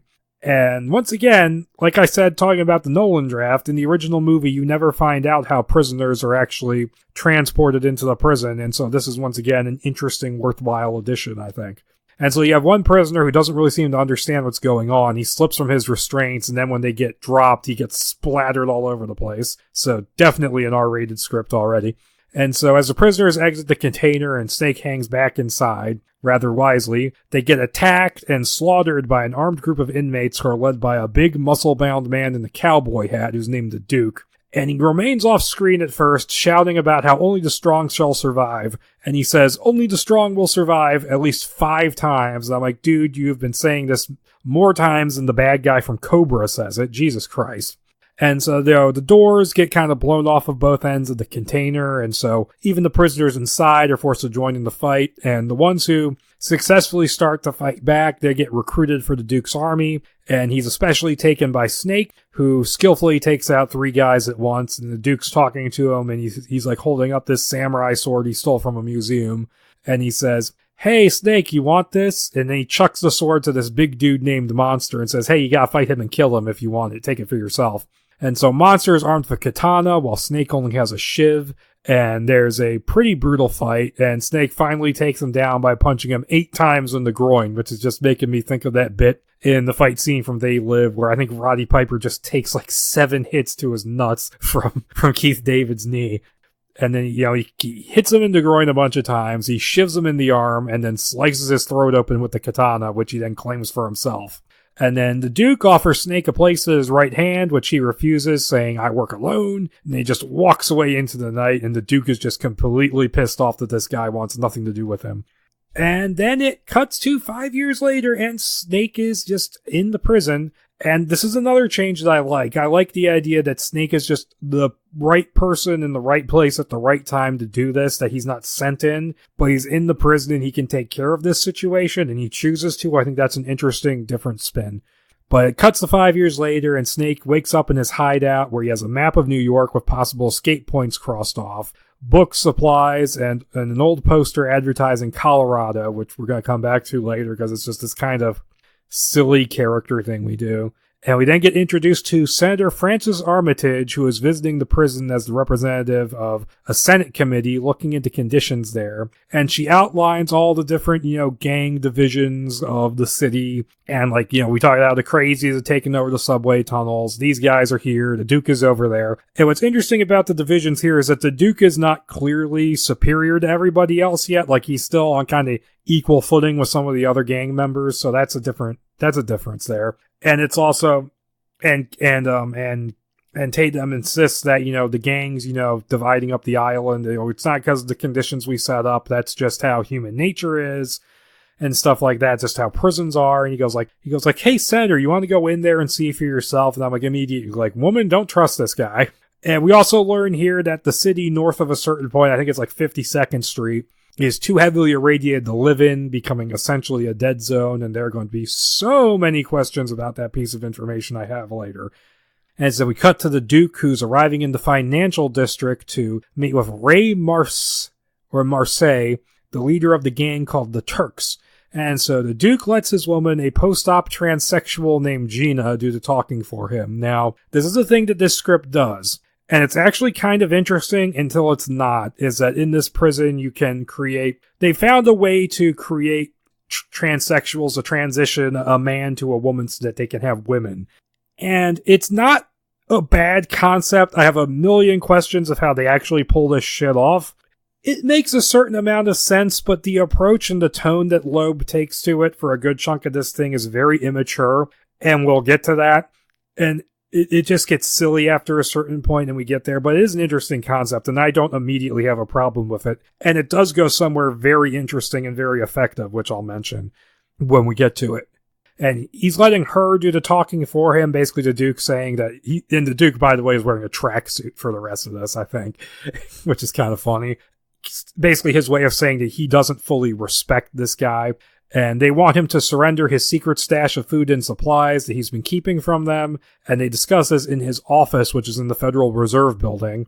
And while this is going on, Snake, sneaks into the New York Stock Exchange, because this is a sneaking mission, where the stash is located. And he steals a lot of food, and he stops and takes some extra because he apparently has this bizarre sentimental attachment to cherry pie filling, which is just another weird character trait. It's trying to give this guy it's trying to give Snake some character depth or something, and trying to give him some quirks, But it's just kind of whatever. Like, the guy just loves cherry pie filling for some reason. And he gets spotted by a couple of Turks who give chase, and they pursue him up the side of a building where he takes them down on the roof. In fact, he somehow manages to kill one with an old TV aerial, and I'm like, could you, I mean, it sounds like it's just like a TV antenna, like an old school TV antenna. Could you actually impale someone with one of those? I don't know. And then the guy's like, that was my brother, man. I'm going to kill you for this. But then Snake kills him. And then, Ray Marseille gives in to the Duke's demands, and is none too happy when his men tell him about the robbery. And then when Snake's name is mentioned, the Duke flies into a rage and kills the man because he's apparently still pissed off and petty enough to be this angry about Snake walking away from him 5 years after this happened. Like, I'm not sure I can get behind that aspect of the Duke's characterization here, that he's such a petty bitch that he's like killing people just for mentioning Snake's name after this much time has passed. Like, I can buy him not liking what Snake did and it kind of playing with his ego a little bit, but the way it's presented here makes him come off like kind of just an annoying teenager who kills people. I'm not a fan of that. And then as he leaves, he has a conversation with Gina where we learned he's been looking for Snake for the last 5 years to no avail. And they talk about Snake like he's some kind of ghost who can just disappear into the shadows or something. And it does make Snake a pretty strong badass. That's a pretty cool aspect of the character. And so it's then that both Snake and the Duke spot a helicopter, smoke billowing from its engine, crash land in the city. And that sentence makes no sense, so why did I write it like that in my notes? Smashing onto the 24th floor of the Woolworth building. Now, I actually had to look up this building just to get a picture of what it looked like, because it sounds very confusing the way it's described on the page here. And it's a building which goes up a certain number of floors, has a roof, and then part of it goes back up into a tower. And so there's parts where you can be climbing down it, but you can still be like parallel to the roof. And so it's described really confusingly, but that's just kind of the nature of the building. And, the senator was inside the helicopter, and the pilot's dead, and there's a badly burned air marshal who is not played by Kevin Hart, thankfully. Those of you there are people who know what that's referencing. And he dies shortly after the crash. And the senator takes a gun from the dead marshal, which I completely forgot about that thing until when I was reading this, until it comes back way later. Barricades the door with the helicopter skid and begins to climb down to a set of dormer windows right as the gang members hurrying towards the wreck make it onto the roof. She makes it inside, but not before witnessing the Duke behead the air marshal's corpse. And he actually puts the head on like the hood as like the hood ornament of his car, so we actually get to see what he talks about in the original movie, where the Duke says, he's going to be leading us from the neck up on the hood of my car. So we actually get to see that in this. And in the room she's climbed into, she gets spotted by a fat Turk who goes after her by himself, only to get taken down by Snake, who not only is on a sneaking mission, he's become fucking Batman, apparently. So he can just, I guess he can just randomly get to buildings 24 floors up. And so the senator fights back against Snake at first as well, causing a commotion that attracts the attention of the inmates on the roof. So they flee down the corridor together, with Snake blocking a stairwell door with fireman's chalk. And they head down to the ground floor and duck out a window, moving into a nearby parking structure. And they run past some drunken inmates, one of whom goes, "Hey, that looks like a real woman, but it can't be. Ha ha ha ha." Yeah, we get that at least 2 more times in the script of someone making that joke going, "Wow, that transsexual looks just like a real woman." Ha ha ha. I'm not offended by it. Like, I know people would be. I just think it's annoying and unfunny. It really does read like Alan Loeb just discovered the concept of transsexuals before he wrote this, and just went, I'm going to put this in here everywhere I can because it's gonna be so funny. Like, it's just like, come on, guy, really. It's like, we could have gotten Oscar bait Alan Loeb, but we're getting Happy Madison Alan Loeb in a few places here, which is like, not really something you want. Okay, and so the senator, then they hear helicopter engines approaching, and the senator thinks they're rescue helicopters, but then Snake notices how heavily armed they are, and he says, hey, these aren't rescue helicopters, they're going to kill her. And so he tries to get her to stop calling out to them before finally just punching her and knocking her out. So the Guy Pearce from Lockout approach, punching a woman in the face to get your goals met. That's one approach, I guess. And so Snake watches the Duke's car leave, like he's up on a roof. And he's watching the Duke's car leave with binoculars, heading for his own territory, while he listens in on radio reports about the crash.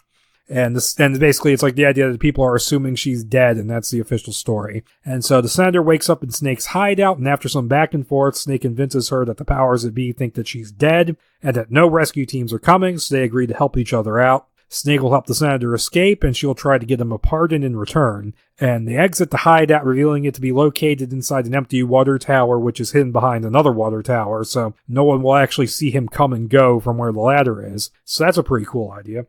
And so the plan is to take the senator from the hideout in Tribeca to the guard station on the Williamsburg Bridge. And Snake tries to make the journey significantly shorter by cutting through crazy territory in the subway tunnels. Now, one thing I do have to say about this is that the whole concept of the dead zone does kind of make sense, that there's this area that they just can't enter because of the radiation. But at the same time, I feel like it kind of limits the amount of locations you can go to, because of that, pretty much the entire script takes place in Lower Manhattan, which means I think there's less of a variety of areas they can go to, which I think is just a bit of a shame. And they descend into a subway station where Snake quickly kills several crazies, and so there's still like mutants in this and stuff, crazy mutants. And they steal a boat, taking it down the flooded tunnel, and that's an interesting thing to do here, because the tunnel, because if the pumps aren't running in Manhattan, then the subway tunnels will flood, so that is a detail that makes sense here. But they eventually get spotted, and they're forced to flee from an army of crazies paddling on surfboards, and I'm like, keep the surfboards away from Snake Plissken after Escape from LA. Dear God. That's a tangent. And so Snake gets off at a station much sooner than intended because of this, and they get caught in between crazies and the army of mutant rats, which is back in this again on their way out. And so Snake jumps up to a drain pipe and takes the senator with him, and the two groups take each other out, and then they jump back down. So that's that concept again, only instead of in an alleyway, it's in a tunnel. It's in a subway station, basically. They make it to the surface, and the senator tells Snake that she's been planning to get the prison shut down and restore the city, which Snake laughs off, saying, that's never going to work. And they start psychoanalyzing her, talking about her motivations and stuff like that, saying, oh, you were like a younger sibling, weren't you? Wants to prove yourself. And it's like, don't really need that. And like one thing of those so-called like industry insiders were saying is that Loeb was such a good pick because he understood the humor of Snake Plissken and got like the banter down really well. And I'm like, the banter between these two characters is not that fantastic. And I don't really think of Snake Plissken as a comedy character either. But they make it to the Williamsburg Bridge, where the guards open fire on the senator, forcing Snake to help her get away from there as they are pursued by Global Sec helicopters. Well, a helicopter. I think I may have miswrote that. Meanwhile, the Duke and Gina, they're holed up in Madison Square Garden, which is basically his home base, when one of his men named Cronenberg, who's been examining the helicopter wreckage, informs him that the vehicle was sabotaged. So yes, Tatum Houck is indeed a bad guy. Who would have thunk it? Realizing that Global Sec wants the senator dead, he orders teams of his men sent out to find her in disguise and maybe try and trade her death for something, I guess. And then Snake and the senator, they flee from the helicopters and they duck into a vaudeville theater where a crude production of Oklahoma is being performed, which I did get a good laugh out of that moment. And this is a callback to the theater scene in the original movie. And then Snake offers to take her to a safe place since escape is seemingly impossible now, but she produces a burned satellite phone that she got off the dying air marshal. Her plan is to fix it and call for help, but they need the parts to fix it. And that's when they're approached by Cabby, who says Brain can fix it. And he explains that Brain got into Manhattan early and stockpiled all of the gas and solar panels, which makes him important in the prison that all of the gangs have to rely on him for their fuel sources. And Cabby works for him, making fuel deliveries with his cab, which means that most of the gangs just leave him alone. And meanwhile, Cronenberg rigs up the New York Times building for the Duke, lighting up the windows to form the message Duke has her, which gets Tatum's attention as intended. One of his men arrives, saying that the senator was spotted with Cabby, when the Duke's men arrives, and that she's heading for Brain's place. Cabby drops Snake and the senator off in front of a building, telling them they have to head to the 40th floor and know Morse code. On their way up, she asks him about the Colorado poster, and he explains that he always wanted to live there, and that the CIA assassination he performed was supposed to be in return for a patch of land in that state. So Snake just wants his own little homestead to retire to. Aww. That's one thing about him in this I don't like, is that they make him way too sappy and sentimental. Like he's still a badass and he's still cool, but this whole sentimental side Loeb adds to the character just doesn't work for me. So they arrive on the 40th floor, and Snake uses a light to signal the adjacent Chrysler building, the top of which is lit up and covered in solar panels, so that's where Brain's lair is. And at first, it seems like Brain's not going to let them over, but then the senator sends a signal of her own, and one of the beams of panels lowers, forming a crude bridge between the buildings connected to the floor above them. And they're crossing the bridge, and she says, like, oh, is there anything you're afraid of, Snake? He goes like, I don't like needles, so that's a callback to the original. And so they cross the bridge, and they meet Brain, who turns out to be Snake's old acquaintance Harold from when they were both growing up in New York together. So they have a history here, but it's not the same history from the original movie, so that's yet again another interesting spin. And so Brain fixes the phone in exchange for the promise of a pardon from the senator, and she gets a call through, but thanks to one of the things that she says, she realizes that her assistant has been compromised in some way. And she then proposes an escape plan. She found out about a gap in the walls via files on the prison. Basically, the footbridge at Ward Island is a hole in the prison security. Ward's Island, I should say. But it was deemed safe to ignore since it's past the uptown dead zone, the bridge is lowered, and there's no power to raise it up over the wall. And Snake says he can he can take care of getting them past the dead zone, and Brain agrees to the plan. Also, no Maggie in this script either, so it's doing its own thing. And yes, the other two times we get the, oh hey, you almost look like a real woman. The first comes from Cabby, the second comes from Brain, and then he immediately says that he recognizes her as a senator, so he was playing dumb, but still, we didn't need that joke 3 times. We didn't even need it 1 time, let alone 3. And it's then that Global Sec helicopters attack, having traced a satellite signal used for the call. Brain sets a self-destruct device, and they flee across the bridge, and this is a pretty cool action scene. The senator makes it across in time, but Snake and Brain are still on the bridge as the top of the Chrysler building explodes, and the bridge starts falling beneath them. They manage to hang on, and Snake pulls Brain up, getting him to give away the location of his stash in return. They get inside the building and reconnect with the senator before going down to the boiler room and entering a secret tunnel that Brain directs them to. Meanwhile, the Duke, who had just arrived on the scene when the attack began, picks up one of a series of leaflets that are dropped in from the sky and laughs when he reads it. So he's up to something. Snake, Brain, and the senator emerge from the tunnel in the building 3 blocks away, and Cabby is waiting for them. Brain has them head for Irving Place in the Con Edison building, and they go through hostile gang territory on Lexington to get there. As they enter the building, they're spotted by a man who sends a message out via carrier pigeon.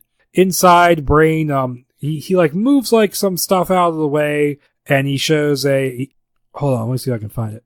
Yeah, he opens up a power grid. He says he converted it to solar to power his place before he got set up to run on its own. And he diverts that power in the area to the area of Manhattan near the footbridge, and they have a time limit of a few hours before the power runs out.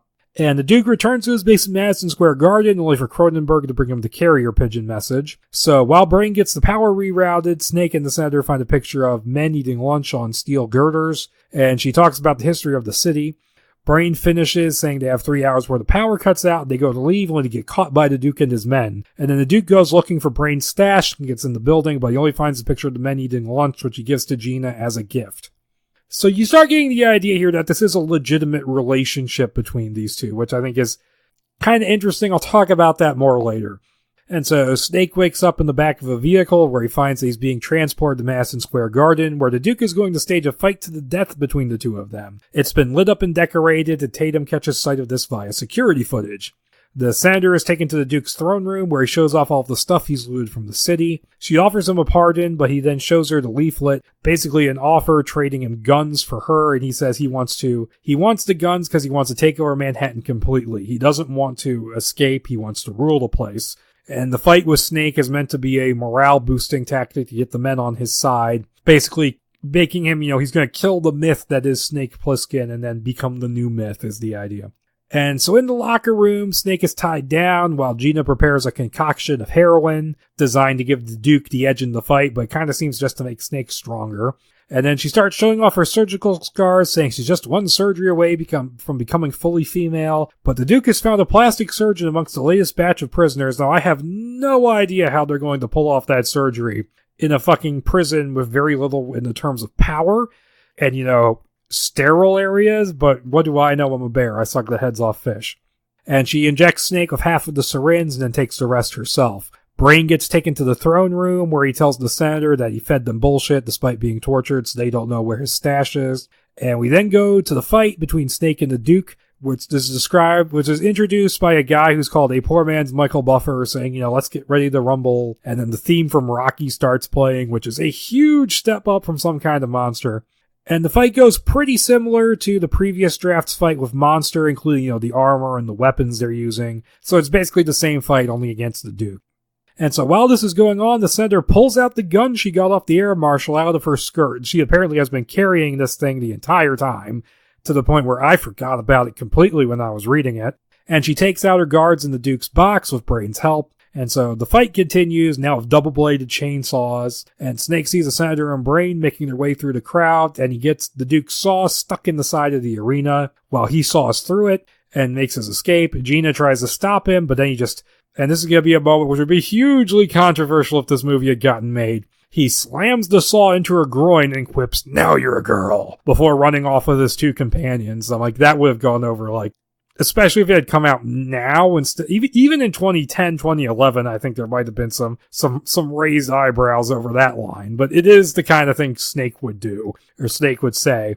And then the Duke, as teehee as the script has been with the transsexual stuff, it actually gets really good here. And the Duke finds Gina's corpse and is enraged by it with grief, and then gives chase.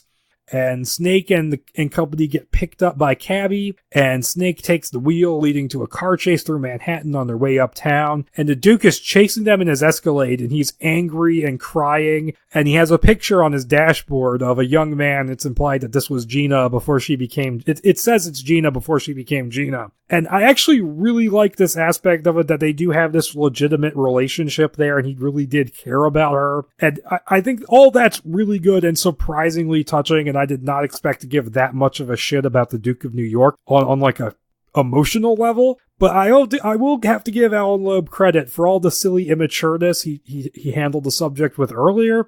He really kind of redeems himself here a little bit. I think that's, good work on his part.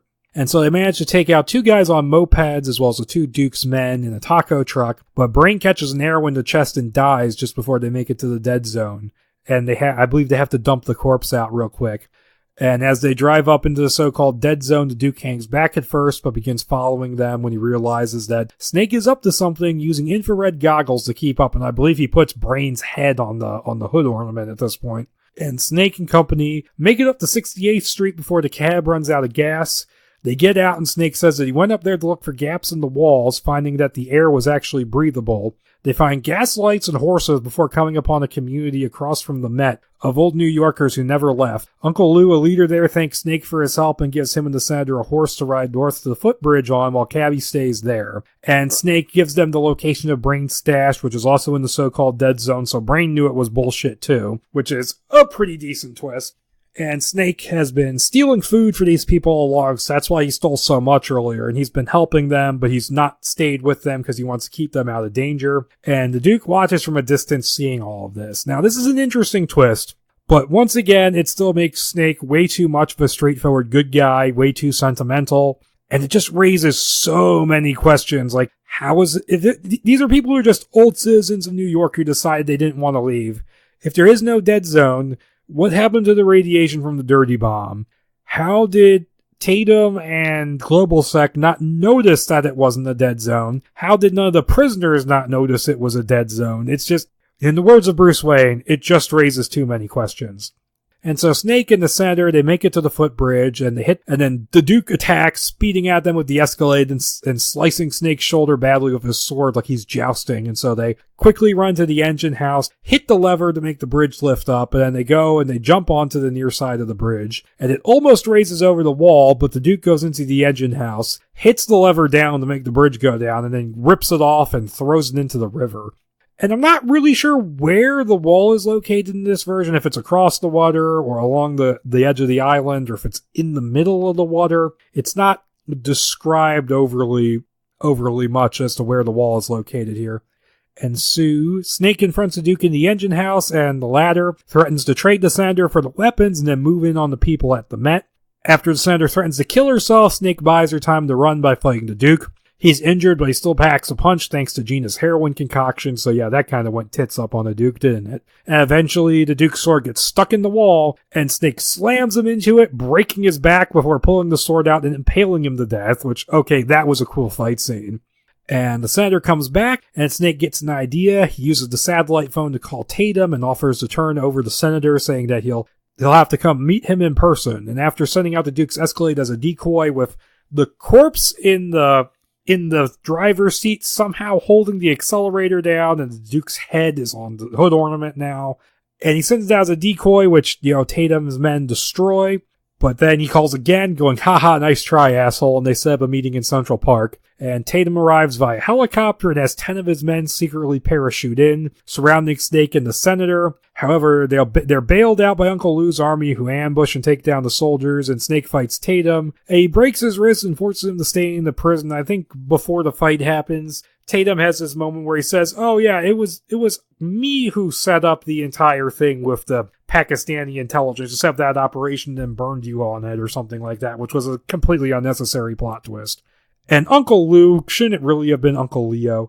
And so Uncle Lou and his men retrieve the weapons, which between that and getting Brain's stash, they gives them some power and allows them to leave the shadows finally. And Snake and the senator fly out there in the helicopter, and they're looking out over the rising sun. Oh, the city actually looks beautiful from this angle, blah, blah, blah. And so it cuts ahead to the senator making a speech before Congress saying that global sec has been shut down and that the prison is once again under the purview of the federal government. And we see Snake in a roadside diner in Colorado, eating cherry pie and watching the senator's speech on TV, and it ends. And that ending is way too happy and sentimental for Escape from New York. Both movies end with Snake leaving the world in worse condition than it was when the movie started. And this is a little too far in the opposite direction. But overall, this script, I don't like it as much as the Nolan draft, but I think it's perfectly decent. It's got some really good action. Snake's still a badass. There's some cool scenes here and there. I could have done without all the tee-hee-hee immature stuff over the transsexuals, and I could have done without It really does feel like token attempts at characterization where it's like, the senator was a younger child, Snake likes cherry pie, and he wants to go to Colorado more than anything. And it just feels like kind of hack, obvious kind of writing in a lot of ways. It's not something I'm a huge fan of, really. But overall, I can say it's decent, and if you got a good revision going, like you maybe could have, fixed the problems with this and made a worthwhile movie. But anyway, as it goes, development on this just kept going along. They were talking about how, we're going to try and set up a franchise with this, but this script is pretty standalone, so that's a thing. And later that year, Breck Eisner was confirmed to direct, and, this is the guy who's Michael Eisner's son. He did the Crazies remake and stuff like that. And talk about how they couldn't make the movie unless they got the perfect Snake Plissken. He says that Timothy Olyphant is a guy who could pull it off. I like Timothy Olyphant as an actor. I don't see him as Snake Plissken. And then Eisner was apparently going to do a pass on Alan Loeb's script. And then he apparently was a big fan of Escape from New York, but then he would talk shit about how the social commentary is irrelevant, blah, blah, blah, and it was too low budget. And he says, oh, we're going to fix all of this in the new version. And stuff like that, which just kind of makes him seem a little kind of full of himself. And there were talks of Jeremy Renner going to play Snake Plissken, which I can't see that, but then that turned out not to be true. And this all just sort of continued on into 2011, and then eventually New Line and Warner Brothers just decided not to do it anymore, and the rights went up for grabs. And apparently Jamie Moss was also assigned to work on the script, and they maybe wanted Tom Hardy to be Snake Plissken, but Warner Brothers and New Line dropped it, and that was that for their version. And then fast forward ahead a couple of years of 2013, and then Joel Silver's company picked up the rights to do a remake to Escape from New York and do it as a trilogy. And they're going to talk about starting it as an origin story. And then Studio Canal, who was working on it, they apparently wanted either Jason Statham or Tom Hardy. I'm like, no, I like those guys, but no. I don't really think they have the Pliskin-ness to them.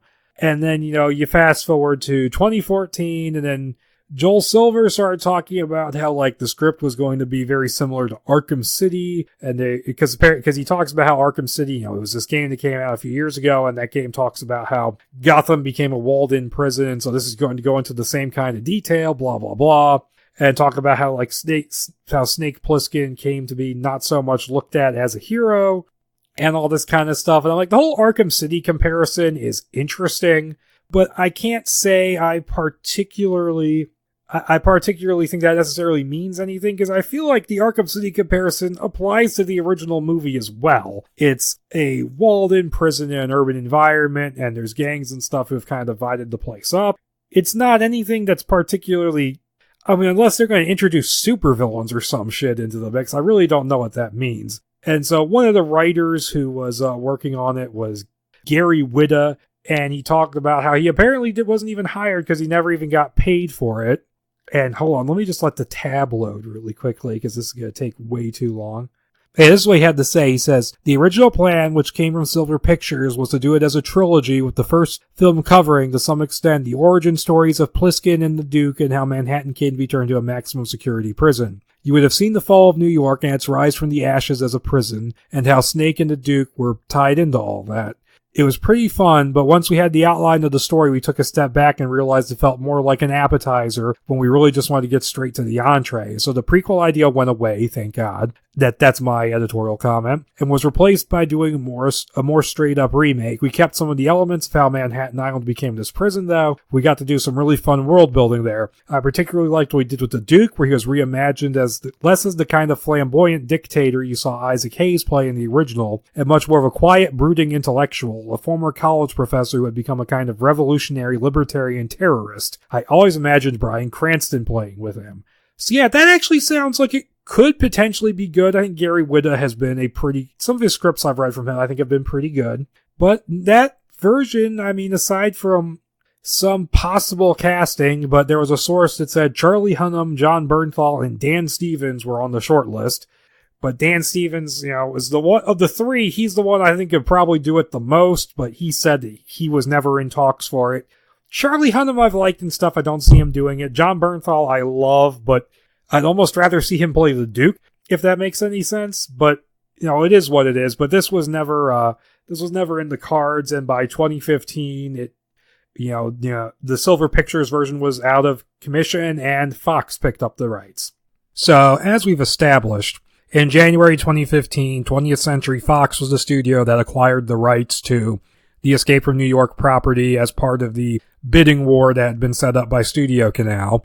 And so that's another bidding war for the rights to do a remake to this thing set up by those people. So they must really want to make money off it in some fashion. And in October of that year, Neil Cross was announced to be the writer. Now, Neil Cross is a guy who's mainly known for writing for TV, and the big thing he's known for is creating Luther, which was on the BBC or on one of those British channels. I can never keep them straight personally. I don't know off the top of my head which one it was for, but it was a big starring vehicle for Idris Elba, where he essentially played kind of like a modern day Sherlock Holmes, but not exactly, but it was kind of in that mold a little bit.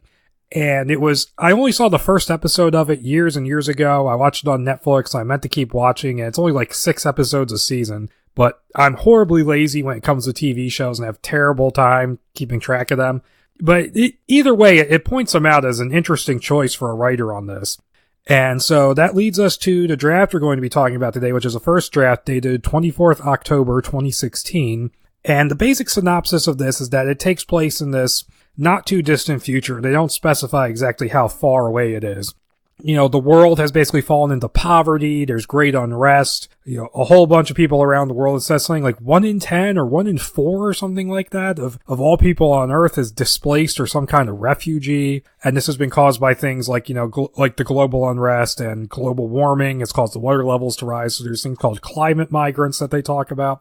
And so the world has basically gone down the toilet, and the United States has gone even further into an isolationist stance, and they're completely cutting off all foreign aid. And into this mix we get Manhattan, which in this version is completely reimagined as this beautiful enclave of, the upper crust 1% people. Kind of like what New York is. It's a much more cleaned up version of New York. It's taking the progression of New York from the 70s to now and just extrapolating and exaggerating it. And it's surrounded by a wall, and it's got this intensive security force, which includes drones, cameras, all sorts of things, which is all being controlled by a single AI named April. And this gets hacked into by a guy named Thomas Newton, who's this socially conscious revolutionary guy who wants to end the poverty in the world, and he's trying to force the United States to take some action to change things.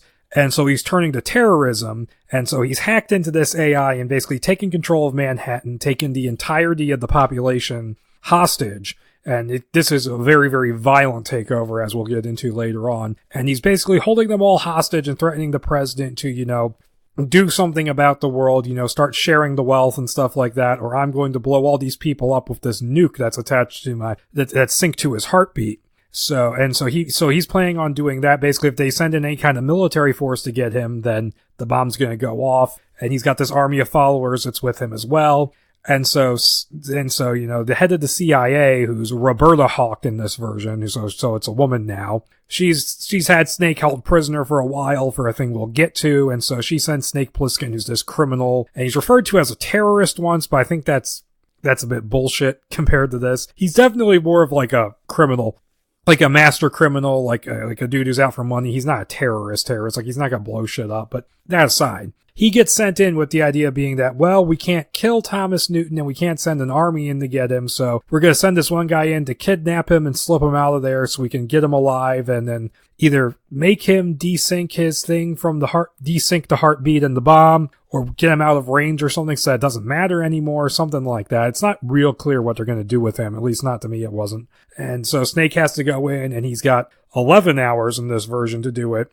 And he's got a bomb. This time it attaches to the base of his spine at the base of his skull. And so it'll blow his brains out if he doesn't get out in time. And also there's the slight matter of a superstorm, which is moving towards the city. And we'll get into that. So that's the overall plot. Now, to dive right into this thing, it starts in Mexico City in the near future, and it's now a fog-enshrouded megalopolis, as it's called, surrounded by a ring of refugee camps. And we meet two men, Charlie Hooper and Thomas Newton. Charlie Hooper is the tech guy working for Newton, basically. They're driving a UN medical truck. They meet a guy at a taco stand who hands them something wrapped in paper. Now, I'm not entirely sure what they're getting from this, but they then head to the abandoned Mexico City airport, and there's like all sorts of crashed and abandoned planes there, where they're met by Snake Plissken and his partner, Ronnie Fiveways, who I think they say is Scottish, which there's like some Glasgow jokes in there, I think, at some point, riding in an armored truck of their own. And so Snake tells Ryan to keep a close eye on Newton, and he heads out, taking a man in a hood who's being held hostage from the back of his truck, and so the back of his armored truck, and then Newton, joined by 4 mercenaries who are in the back of his truck all along, meets with Snake and swaps the man who's revealed to be this Russian hacker named Arkady Kachimov for a case full of gold bullion. And we see Hooper in the back of the van attach Arkady to a machine that's like pulling information from his brain, and we get to see like a computerized display of the futuristic Manhattan surrounded by its wall. And I would imagine that would look something like the computer readouts from the original movie, depending on who's directing it. Like, that would be... It doesn't specify that on the page, but I would imagine that if they did that, it would look something like that, as like a tribute to the original film. And so Newton, however, reveals that he's basically bribed Ronnie and, bought his loyalty, who has told him that Snake plans to turn him over to the police. Despite Snake's objections, he's forced to disarm himself as Newton deals him a brutal beatdown. And yeah, this guy may be like an idealistic, intellectual kind of guy, but he is not afraid to deal some damage if he has to. Like, the guy is pretty, guy can get pretty physical and brutal if he has to. And so Newton stops, however, when he sees a suspicious-looking black cloud approaching through the fog. And this gives Snake the time to remove a grenade that he has hidden in his empty eye socket. So yeah, Snake does have an eye patch here. There was conflicting reports when this was in development before we knew anything about this script that, it could be a prequel and Snake might not have an eye patch. So he definitely has an eye patch, and it's kind of sort of a prequel. We will get to that later. It's bullshit, frankly.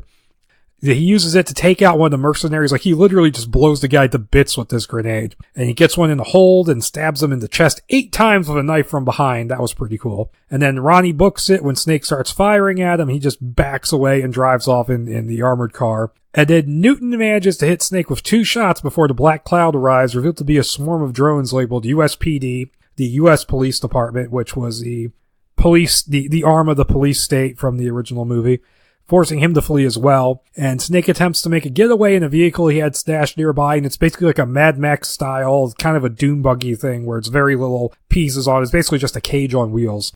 But he tries to get away, and that as cops land in helicopters, but they take him down with a few taser shots before he can escape. And one of them removes their helmets to reveal that they are CIA Deputy Director Roberta Howe. And she looks at the unconscious Snake, and it says that she has a look that is somehow both disgust and admiration. And I'm sitting here reading this going like, how do you expect an actress to play those at the same time? But, whatever. So, Hauk is a woman, that's a change. I'm sure a lot of people would be pissed off if they did that. I don't mind it, because it's not like they water the character down or anything. Like, Hauk is still very much Hauk in a lot of ways. Like, she's still pretty ruthless. She's still willing to do what needs to get the mission done, but she's not a bad guy either, which is very much, who Hauk was in the original Escape from New York. That one Escape from LA script notwithstanding, but that's for a future episode. And so yeah, that's the opening of the movie, just Snake trying to do this criminal deal where he's kidnapped that hacker and sells him to Newton and then gets captured. And it's similar enough to the deleted opening of the original Escape from New York where he robs the Federal Reserve and we see how he gets caught there. But that was cut out. This might not have been if they made it, because it's actually more relevant to the plot than that one was. And so this is where we get, a glimpse into what this future is like. We're shown a montage of news footage showing that the world has fallen victim to climate change, higher levels of poverty, and high levels of unrest. The U.S. government and the current president, who's called President Morrow, and you almost didn't even need to give him a name. I don't know why they did. They're shown refusing to increase foreign aid and threatening to rebuild the border wall with Mexico. So yes, in this future, we apparently built the wall, stopped giving a fuck about it, and let it fall into disrepair, only for the world to go to shit and for the president to go, you know what, let's repair that thing. Kind of funny. Definitely, tapping into the kind of things that were in the news in 2016 and kind of still are now. And it's then that we get our first proper look at Manhattan, and it's a city that looks familiar, but it's augmented with towering glass spires, as they say, and surrounded by an undulating glass wall. Now, I'm not sure how that would work exactly, but whatever. I mean, a wall made out of glass? I mean, unless it's made out of obsidian, I'm not really seeing it. But, futuristic technology and all that. And citizens are ID checked by an automated system as they come into the city, as well as a number of drones flying around through the air. And it's quite the contrast to the new footage as the city is prosperous and peaceful. So definitely a big departure from the original movie, but it's definitely a good hook. It definitely gets you interested going, oh, this is very different.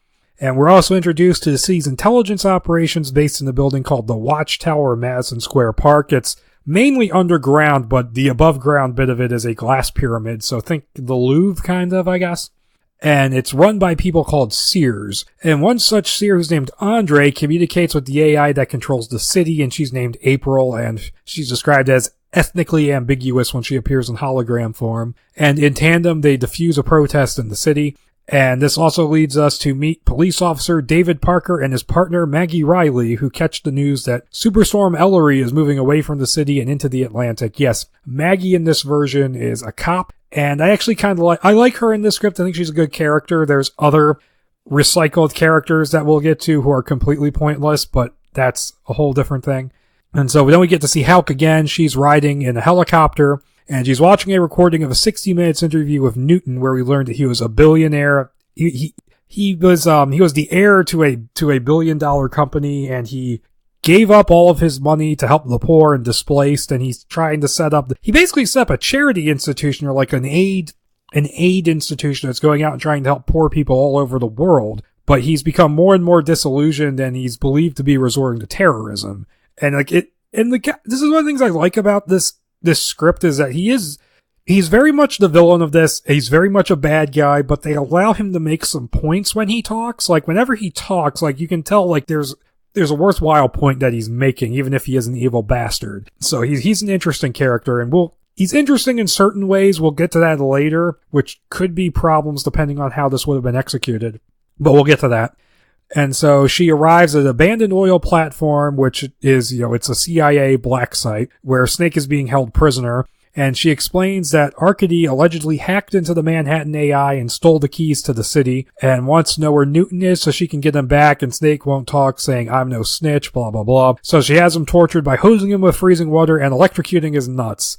Problem I have with this part. This is one of my 3.5-ish big problems with this thing, is that, okay, so that the guy that Snake sold to him supposedly hacked into Manhattan and, got the keys to the AI and stuff like that. Why the hell are you asking Snake where Thomas Newton is? Why don't you put a fucking cordon around Manhattan? Put fucking face recognition cameras and stuff. Just go, hey, look for this guy. Fucking shoot him in the head as soon as he walks into the city.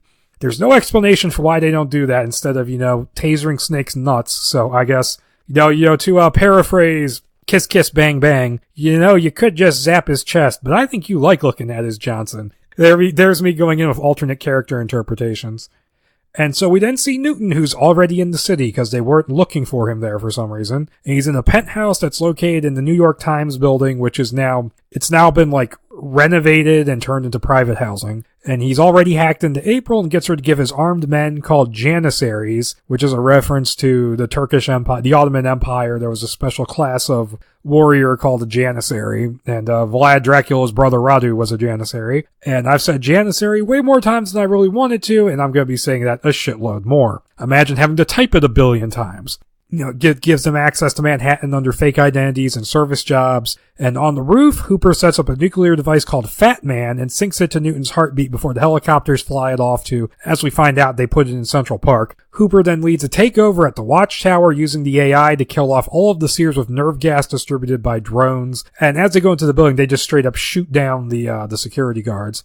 And he then has April give him the location of all of the police officers in Manhattan. Newton, meanwhile, crashes this fundraiser to end hunger led by this group of just super rich people and calls them out on their hypocrisy before having his men take them hostage and revealing that he's used April to suspend the firearms of anyone who doesn't work for him. And he then orders April to cut off the city, turning the wall to fortification mode and sealing off the island, including bridges, tunnels, and the subway. And it's here that we're introduced to, and I shit you not, this is actually what Neil Cross decided to call this character, Hermes Borgnino, aka Cabby, who goes to ask a cop what's going on, only for the police officer to get riddled with bullets by a drone. Cabby drives out of there, and we see that the cops are being attacked and killed by Janissaries and drones all over the city. And then in Central Park, we catch up with Parker and Maggie, who are trying to maintain order, and animals are escaping the zoo and killing people. They keep showing up throughout this thing. There's a point where Snake even looks at a group of howler monkeys and for no reason just says, fuck you. So yeah, that's a thing.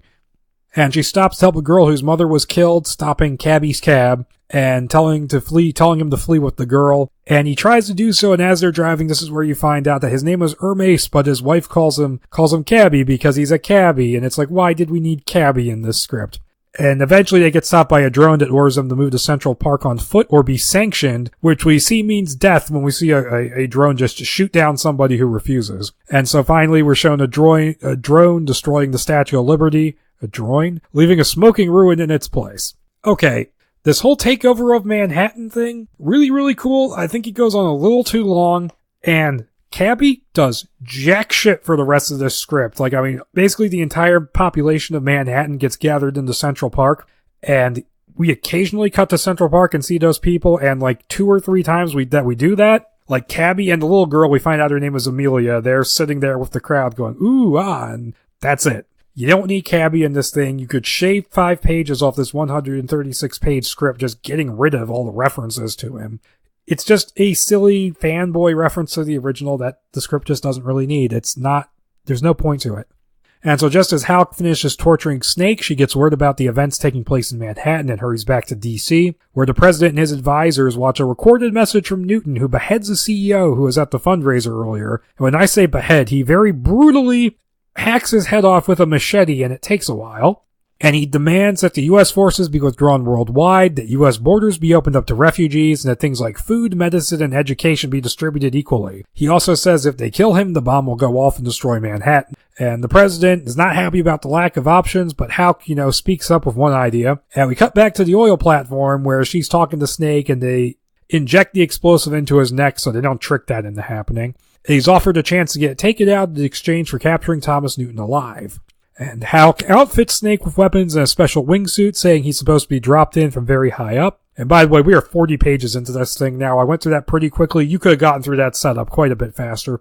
So that the drones don't notice him and land on the roof of the Freedom Tower. He's also told that only Hal thinks he's capable of capturing Newton alive, and that the actual plans to divert... apparently, what she tells me that apparently no one else but her actually has any belief that Snake will pull this off, and so they've done this thing where they have diverted the superstorm into the city. And basically the idea is that it will go through the city, and even if the bomb does go off, that destruction will go unnoticed over the destruction of the storm. I'm going to kind of call bullshit about that. I think people would notice, a little thing like radiation, something like that. Or maybe it's not a radioactive bomb. Maybe it has a nuclear explosion but no radiation. Who the fuck knows? They don't say.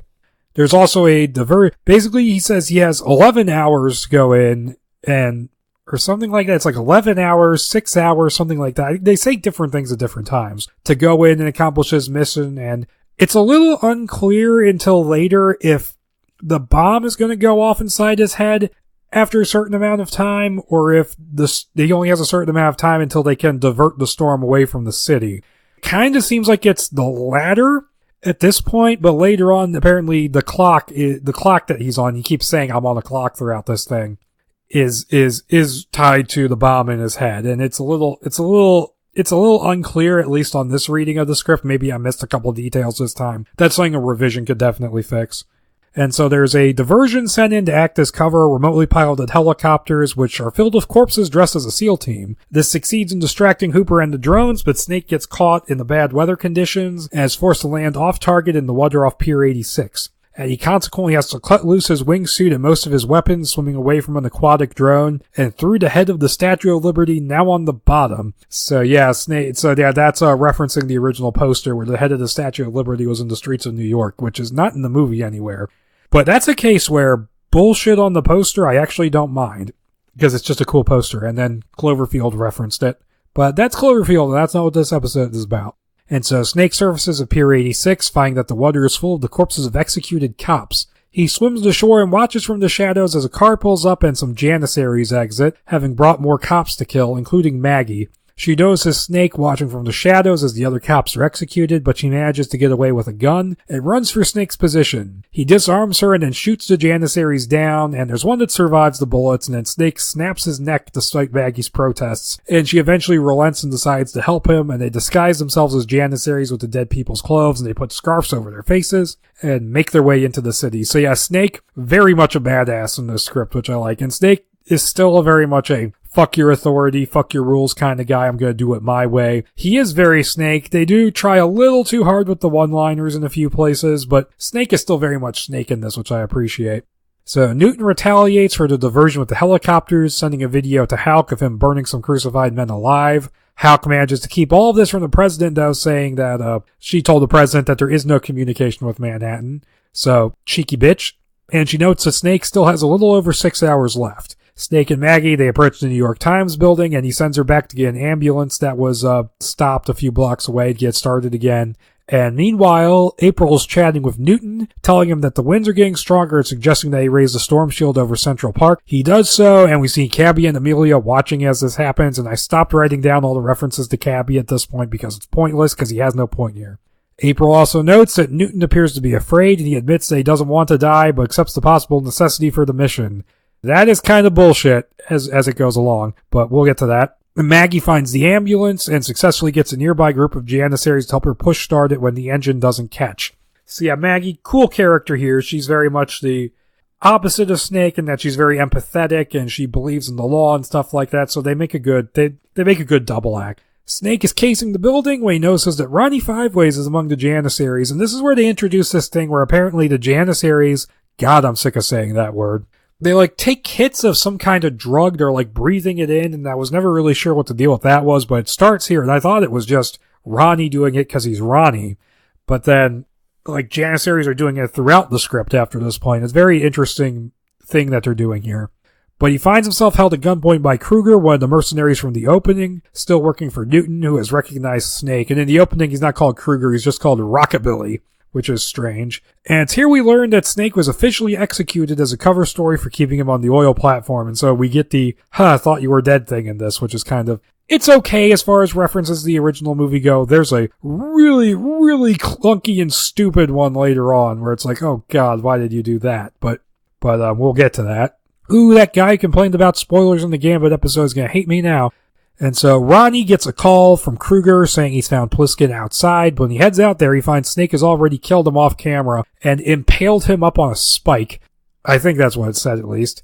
He gained the upper hand over him and made him lure Ronnie out there. He basically held a gun to him and made him, make that call. And then Snake forces Ronnie to swallow one of his eye grenades, which is keyed to a dead man switch. And basically he has to hold on to this thing, and if he drops it, then the bomb will go off. A lot of bombs and dead man switches in this thing when you think about it. Saying he'll let him walk if he helps him get into Newton's penthouse.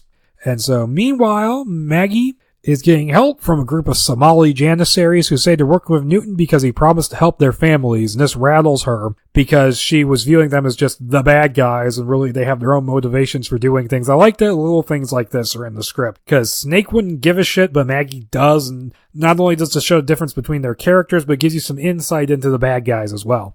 And so we go back to the New York Times building, and Ronnie gets Snake through the lobby and into the elevator, but another Janissary named Jones gets on it with them and recognizes Snake, leading to a fight where Snake slams his face into the wall, and that sets off the emergency alarm and the emergency stop, which causes an alarm. And before Snake punches him in the throat until his larynx is crushed and he dies. Like, holy shit, just turned into Drive. And from this point onward, the action is just fast and furious in this thing, which I love. The alarm notifies Newton and Hooper to his presence, and April confirms his identity via a biometric scan, and they're confused about the execution thing, and Hooper's kind of freaking out a little bit. And back in the elevator, Ronnie tells Snake that there's a squad of Janissaries outside the penthouse, and Snake turns off the dead man switch in return for a diversion, staying in the elevator while he rides on the roof for the rest of the way up. And it works as intended, but Ronnie gives Snake away by glancing up, to which Rilke, the leader of the assault squad, fills the roof with holes. However, Snake hung from the bottom instead and triggers a grenade, shredding Ronnie to pieces and taking out the assault squad. Rilke, who is still alive, refuses to help Snake open the penthouse. And Snake actually says, "Come on, I'm on the clock." And the guy says, "Fuck your clock." And Snake responds to that with, last words, they're a tricky thing, but do you really want the last thing you say to be "fuck your clock"? And the guy is about to open his mouth to say something else, but Snake just shoots him in the head, which is funny. And so, seeing that it's a biometric lock on the penthouse, Snake hacks off his arm and plucks out his eye to open that, which is, that is so cool. And so Newton tries to shoot at him, but then he knocks Newton out with a concussion grenade, which is when the second squad sent by Hooper arrives. Snake just locks the door behind him, and he has the hand, presumably having the hand in the eye with him, which we didn't see that, but it's to be assumed. And the squad is forced to start using C4 to open the door. And I have to explain he didn't rat him out in Mexico because Snake seems oddly insistent on saying he's not a snitch, almost like he's personally upset about the idea that Newton thinks he's a snitch, and it's just silly. I don't really get why Snake is so adamant about this. Like, it just seems a little off to me. But he gets into a hand-to-hand fight with Newton, beating the shit out of him and knocking him out as drones begin to gather outside. As they open fire, Snake retreats with Newton to the penthouse armory, and they haven't actually opened the glass yet. And the squad enters to find Newton held at gunpoint, and as Snake moves to the elevator with him, Hooper convinces April that Newton is okay with dying for his cause. And both the drones and the squad are ordered not to let him be captured alive, which surprises the hell out of Newton. One squad member finds that Snake has set up a load of explosives in the armory with a timed detonator, which explodes just as he shoots the elevator cables and makes the car plummet away from the blast. The third assault squad arrives via the staircase just too late to catch him, and the leader rappels down the shaft after him. As the elevator reaches the ground floor, Newton goes along with Snake since he really doesn't want to die despite talking a good game. And he does it is a little weird here how he goes from this like, I am so ready to die for my cause to, I don't want to die. Like, he becomes kind of a pussy and then goes and is something completely different later on. And it's one of those things where if you had a really good, strong actor playing the role of Thomas Newton, then it could work. But on the page, it just feels a little bit off. And so Maggie is waiting for the ambulance, but just before they can take off, the third squad leader appears from the elevator, shooting Newton and badly wounding him before Snake and Maggie blast him to bits. They drive off of Newton through the steadily worsening weather, while Hooper mobilizes all the Janissaries in the city to make sure Newton isn't taken alive. A Toyota full of Janissaries pursues the ambulance, all while Maggie does her best to stabilize Newton's heartbeat. Snake is forced to swerve away from a Janissary on foot with an RPG, who takes out the Toyota before Snake runs him over, disabling the ambulance and straying them in the middle of the road. Worse, Newton's heart actually stops, and Fat Man begins counting down in Central Park. As Janissary SUVs approach, Snake just barely manages to get the ambulance started again and loses the SUVs when he gets them piled up and stuck in an alley. Snake then drives them to a large CVS pharmacy so Maggie can get to work on Newton while he leads the Janissaries away, turning on the flashing lights to make the vehicle easier to spot. While Maggie stabilizes Newton into CVS, Snake engages in a car chase with several Janissary vehicles, including a fire truck. He uses the worsening weather and the environment to his advantage, and it all ends with Snake leaping out of the ambulance and causing a massive crash, and then fighting the driver of the fire truck and blowing his head off with his own gun. Badass fight scene. Snake returns to the CVS on foot and gives Newton a blood transfusion, and the three of them head out into the city. They come to a subway station, and Snake tries to get Newton to call a subway train with a control tablet that he took from the penthouse, but Newton refuses, wanting to open negotiations with the president.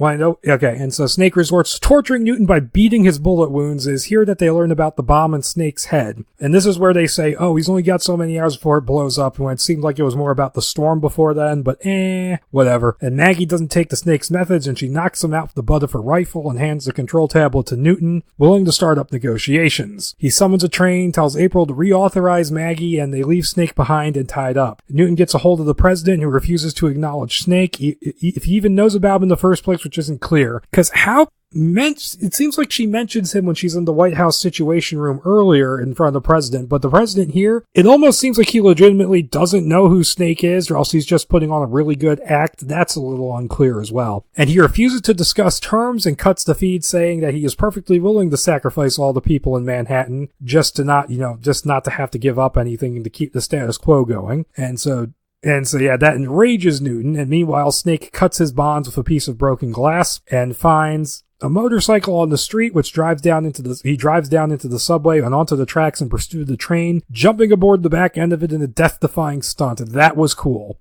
Maggie holds Newton at gunpoint, but she can't bring herself to kill him because she's the law, as she says, and he gets off the train at the next station. Snake arrives just after that and grabs the gun from Maggie and pursues Newton, leaving her on the train as it pulls away. He follows Newton to the street, where he's met by a large group of Janissaries who subdue him despite some ferocious fighting from Snake. And after some verbal sparring, which consists of him going, because Newton is looking at him as he's pinned to the ground and says, you know, seriously, I've had STDs that are harder to shake than you. And Snake replies with, except you'd have to have a dick for that to be true. And so Newton kicks him in the head and knocks him out and says, I think I'll keep him for a little while. And he puts a call out over the Civil Emergency Broadcast Channel calling out Hooper as a traitor who gets sealed in at the Watchtower by April. Newton confronts him, and the next time we see Hooper, he's been crucified in Times Square with razor wire as Newton's convoy drives away with Snake towards Central Park, and he's tied to the back of the SUV. Meanwhile, Maggie loots some weapons from an abandoned police precinct, which they actually call Precinct 13 in the scene descriptions, which was pretty funny. And which April allows because Newton hasn't removed her authorization again, so that's a bit of a mistake on his part. And she also tells April to open communications with the president again.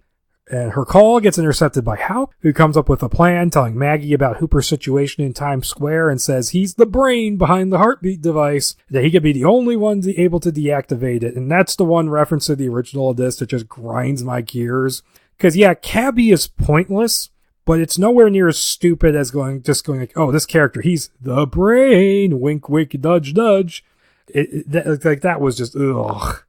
He could be the only one able to deactivate it. Snake and Newton have a conversation in Belvedere Castle in Central Park, where Newton says he knows that Snake didn't snitch on him, and he says, oh, the cops, they must have, gotten to catch Archaeology the same way you did. They bribed his stripper girlfriend. And Snake's like, damn, I paid her $10,000. And I'm like, why are we still going on with this? Oh, I know you weren't a snitch thing. Who gives a shit except Snake? I mean, honestly. It just comes off as rather petty and kind of silly, in my opinion. So, Maggie starts heading to Times Square, just barely getting away from a flood in the subway tunnels because this storm is really hitting Manhattan hard at this point. And she cuts down Hooper. They head to the New York Times building and to Hooper's apartment, where Hooper gets his laptop and begins the process to unlink Newton from the bomb. And then Newton has Snake taking out the Bethesda terrorists before all of the hostages that have been gathered in the park, has a tomahawk thrown down in between them, and he tells them about how the president refused to negotiate and that the only rescue plan was to send in a criminal. And he says, this is how little worth the president says you have. That they sent a criminal and a terrorist after you. He says, okay, we're going to have a one-on-one fight to the death between the two of them. And Newton says, if I die, you die. If he dies, you live. So say it. What do you want? And they just start saying, kill him, and stuff like that. Like, just showing you how. when the chips are down, these civilized people, they'll eat each other. And it is very much like what, the Joker was saying in that line in The Dark Knight. Only here it actually takes it all the way and shows that, yes, they actually will eat each other and fuck each other over in the name of, just getting out alive. That people are just really just animals. So it gets that point across very well. But yeah, it's actually a pretty cool scene. Yeah, the crowd instantly turns on Snake. And Hooper, and by the way, Fat Man the Bomb is hanging directly over them inside the storm shield. And so, Hooper and Maggie witness the fight via a video screen, and Hooper figures out that Newton is deliberately trying to goad Snake into killing him and setting off the bomb, and he refuses to enter his password, still believing in what Newton is doing, but Maggie beats on him and stabs him in the leg with a shard of glass to get him to go through with it. So yeah, I like Maggie's character arc here, where she goes from being the person who believes in the law and she kind of has to sink down to Snake's level a little bit to get the job done. I think that's an interesting thing to do. Although I think, showing her resorting to torture and the torture working would have stirred up a bit of controversy. And it still would have been less controversial than Joker, if you can believe that. And the fight between Snake and Newton is brutal and hardcore, and Newton's actually given as good as he's getting. Like, he's putting a beat down on Snake, but Snake, of course, is obviously better. And he beats down on him and has the tomahawk and is about to, chop him in the head with it. But then Snake, gets himself under control and steps back, figuring out, that he wants to die and set off the bomb. So he manages to figure that out and step away. And this is a reference to the original movie that totally works. And Newton goes, "So are you going to kill me, Snake?" "No, not right now. I'm too tired." Yes. I was like, as soon as that line popped up, I was like, yes. Oh, it was so cool. And so Newton then goes, "Okay, I'm going to do this my way," slits his own throat. So he goes from saying, "I'm totally willing to die for this cause," to, "I don't want to die yet, I'm a pussy," to, "I'm going to slit my own fucking throat." Once again, if you had a really good actor who was able to play the emotional range here, it would work in the movie, but on the page, it doesn't quite add up to me. And so Snake has to... Maggie sends a message to Snake via a video screen, getting April to do it for her, telling him to keep Newton alive long enough for them to finish the process, because they got to put in a long password and then put in a long activation code and then wait for a progress bar to complete. And so Snake actually holds Newton's throat wound closed with his hands, despite Newton stabbing him in the side more than once. This is just, this is so cool. Like, when this script hits, it really fucking hits, and I love it. And so Maggie and Hooper successfully break the link, and then Snake lets go, allowing Newton to bleed to death. Now, I do feel like that bit there is missing. It could have used a little bit more of a, punctuation mark where Snake just rips his head off or something, and does like the Conan the Barbarian thing where he just shows the crowd his head and just shucks it at them. It needed a little bit more of or kicks him in the face to kill him off or something like that. It needed a little bit more of a punctuation mark than just letting him bleed out. And so Maggie is left as the sole authority in Manhattan because Charlie was deauthorized and she was authorized, so now she's the one in charge of the AI. And she orders the Janissaries to stand down, and those that don't get picked off by the drones. And so Snake stumbles out of the storm-shielded park, and he finds the dead bodies of the diversion from earlier, and sees that one is wearing a wingsuit, and he decides they might as well try using it to get out of Manhattan. Meanwhile, Maggie calls up Houck, asking her to save Snake, using the clout she got from, taking over the city. And as he glides through the intense storm wind, Snake gets picked up by a plane sent by Houck, with the doctor aboard to short out the explosive. And there's this fake out where they're going like, it's not working, and then it cuts away for a few scenes, and then we cut back to Snake in the hospital, and he's alive. I'm like, that was a really cheap, we're not doing exactly what was in the original, guys. We're subverting shit moment. It really didn't work for me. And so the next morning, after the storm has passed and just devastated the city, Maggie has April open the gates to Manhattan, and the hostages are all evacuated. Sometime later, the president, not caring about how Snake helped save the people of Manhattan, orders Houck to have him executed while he's recuperating in the Washington, D.C. hospital. However, once she arrives, she finds that he's escaped, and she seems at least a little bit pleased about that. She says it's just she has an ambiguous expression again. And Snake finds a cell phone that was stashed from by Maggie, and he actually calls her up, and and she's at like this award ceremony or something for what she did, and it felt a little bit like the ending of Silence of the Lambs when Lecter calls up Clarice. And so after they hang up, on the phone, there's a recording of the president saying, I'm willing to kill Newton saying, I'm going to kill every man, woman, and child in the city, and the president responding with, that's what has to happen, then so be it. And he uploads it to YouTube, and there's a button that says send to YouTube, and I'm like, that's not how YouTube works, but whatever. And we then see the president giving a televised speech talking about how the devastated Manhattan will now be converted into a prison, and we get a glimpse of, the new institution, the walls covered in graffiti and stuff like that. And, it's all been sealed up completely again, and that's where it ends. Once again, that's another big problem. I have those three, my major problems with this are, one, there's a little too much shit going on, and it could have gotten Snake into Manhattan a little faster. Number 2, get rid of fucking Cabby. He's completely pointless. And number 3, this fucking ending, man. I don't know why they felt the need to do this as a prequel, because it's a perfectly good reimagining of the concept up until this last couple minutes where it just goes, oh, by the way, we're doing this as a prequel, and there's totally gonna be a prison. There's totally gonna be a Manhattan prison there, and the Snake's gonna have to escape from New York again in the sequel, and probably rescue the president. No, you don't need that shit. You just need show the fucking video get uploaded to YouTube, show people watching it, show their reactions, show the president's fucking, basically show his political career ending because of that shit. And end it right there. Have Snake go off into the distance.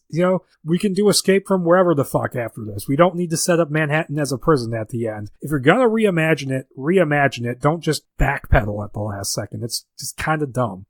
But yeah, overall, I do like this script. Aside from those handful of problems, which like a second or third draft could very easily fix, I like it quite a bit. I think it's a solid reimagining of the concept. I like how it ties into what's going on in the world today, the way the original movie tied into what was going on in America at the time. And it does it really smart way. It doesn't feel like it's actually preaching at you at any point. And when it does, it's the bad guy doing it. And I like how Thomas Newton as a bad guy is still the bad guy, but is allowed to make points about what he's talking about.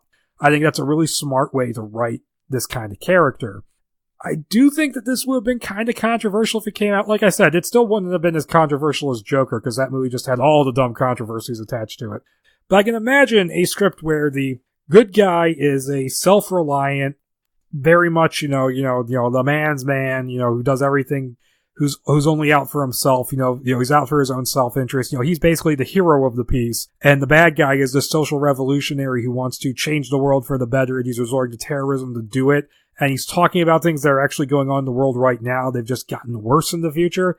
I could see people looking at that and thinking that's trying to make some sort of political point, which it maybe isn't necessarily making, and people interpreting it in ways that would have been very controversial. But we will never know, because this never got made. But I do like the script quite a bit. I just wish it could have moved along a little bit faster, because once it gets to that ending, once Snake gets into Manhattan, it moves super fucking quick, almost too quick, where it's like, action scene, and there's not nearly enough of, building up the atmosphere of this New York, I don't think.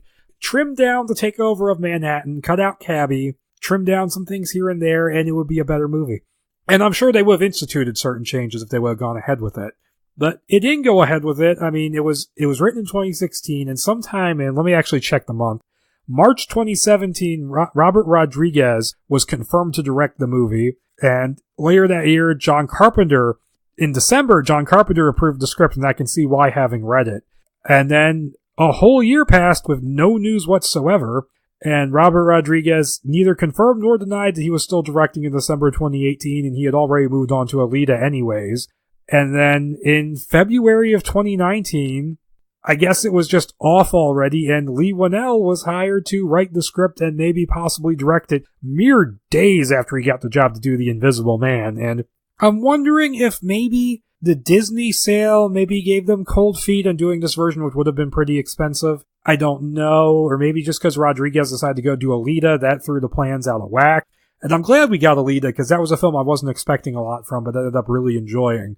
It is what it is, and Lee Winnell writing is way more exciting to me, just because after Upgrade, I'm following that guy anywhere. I loved Upgrade. I'm very curious about The Invisible Man. The trailer wasn't fantastic, but definitely had me intrigued as to what this new version of it is, and I would love to see what he would do with Escape from New York. Would he go back to the prison? Would he follow the ideas here? Would he go do his own idea? Very curious to see what he would do with it. And he would probably do it on a low, even if he doesn't direct it, it would probably be a lower budgeted version, because that seems to be the stuff he's really good at, writing. So I'd be curious to see if that goes ahead, but at the same time, I'm kind of at a place where I don't know if I care if this gets made or not anymore, because it's just gone through so many iterations. And usually when that happens, the version that does come out is probably going to suck.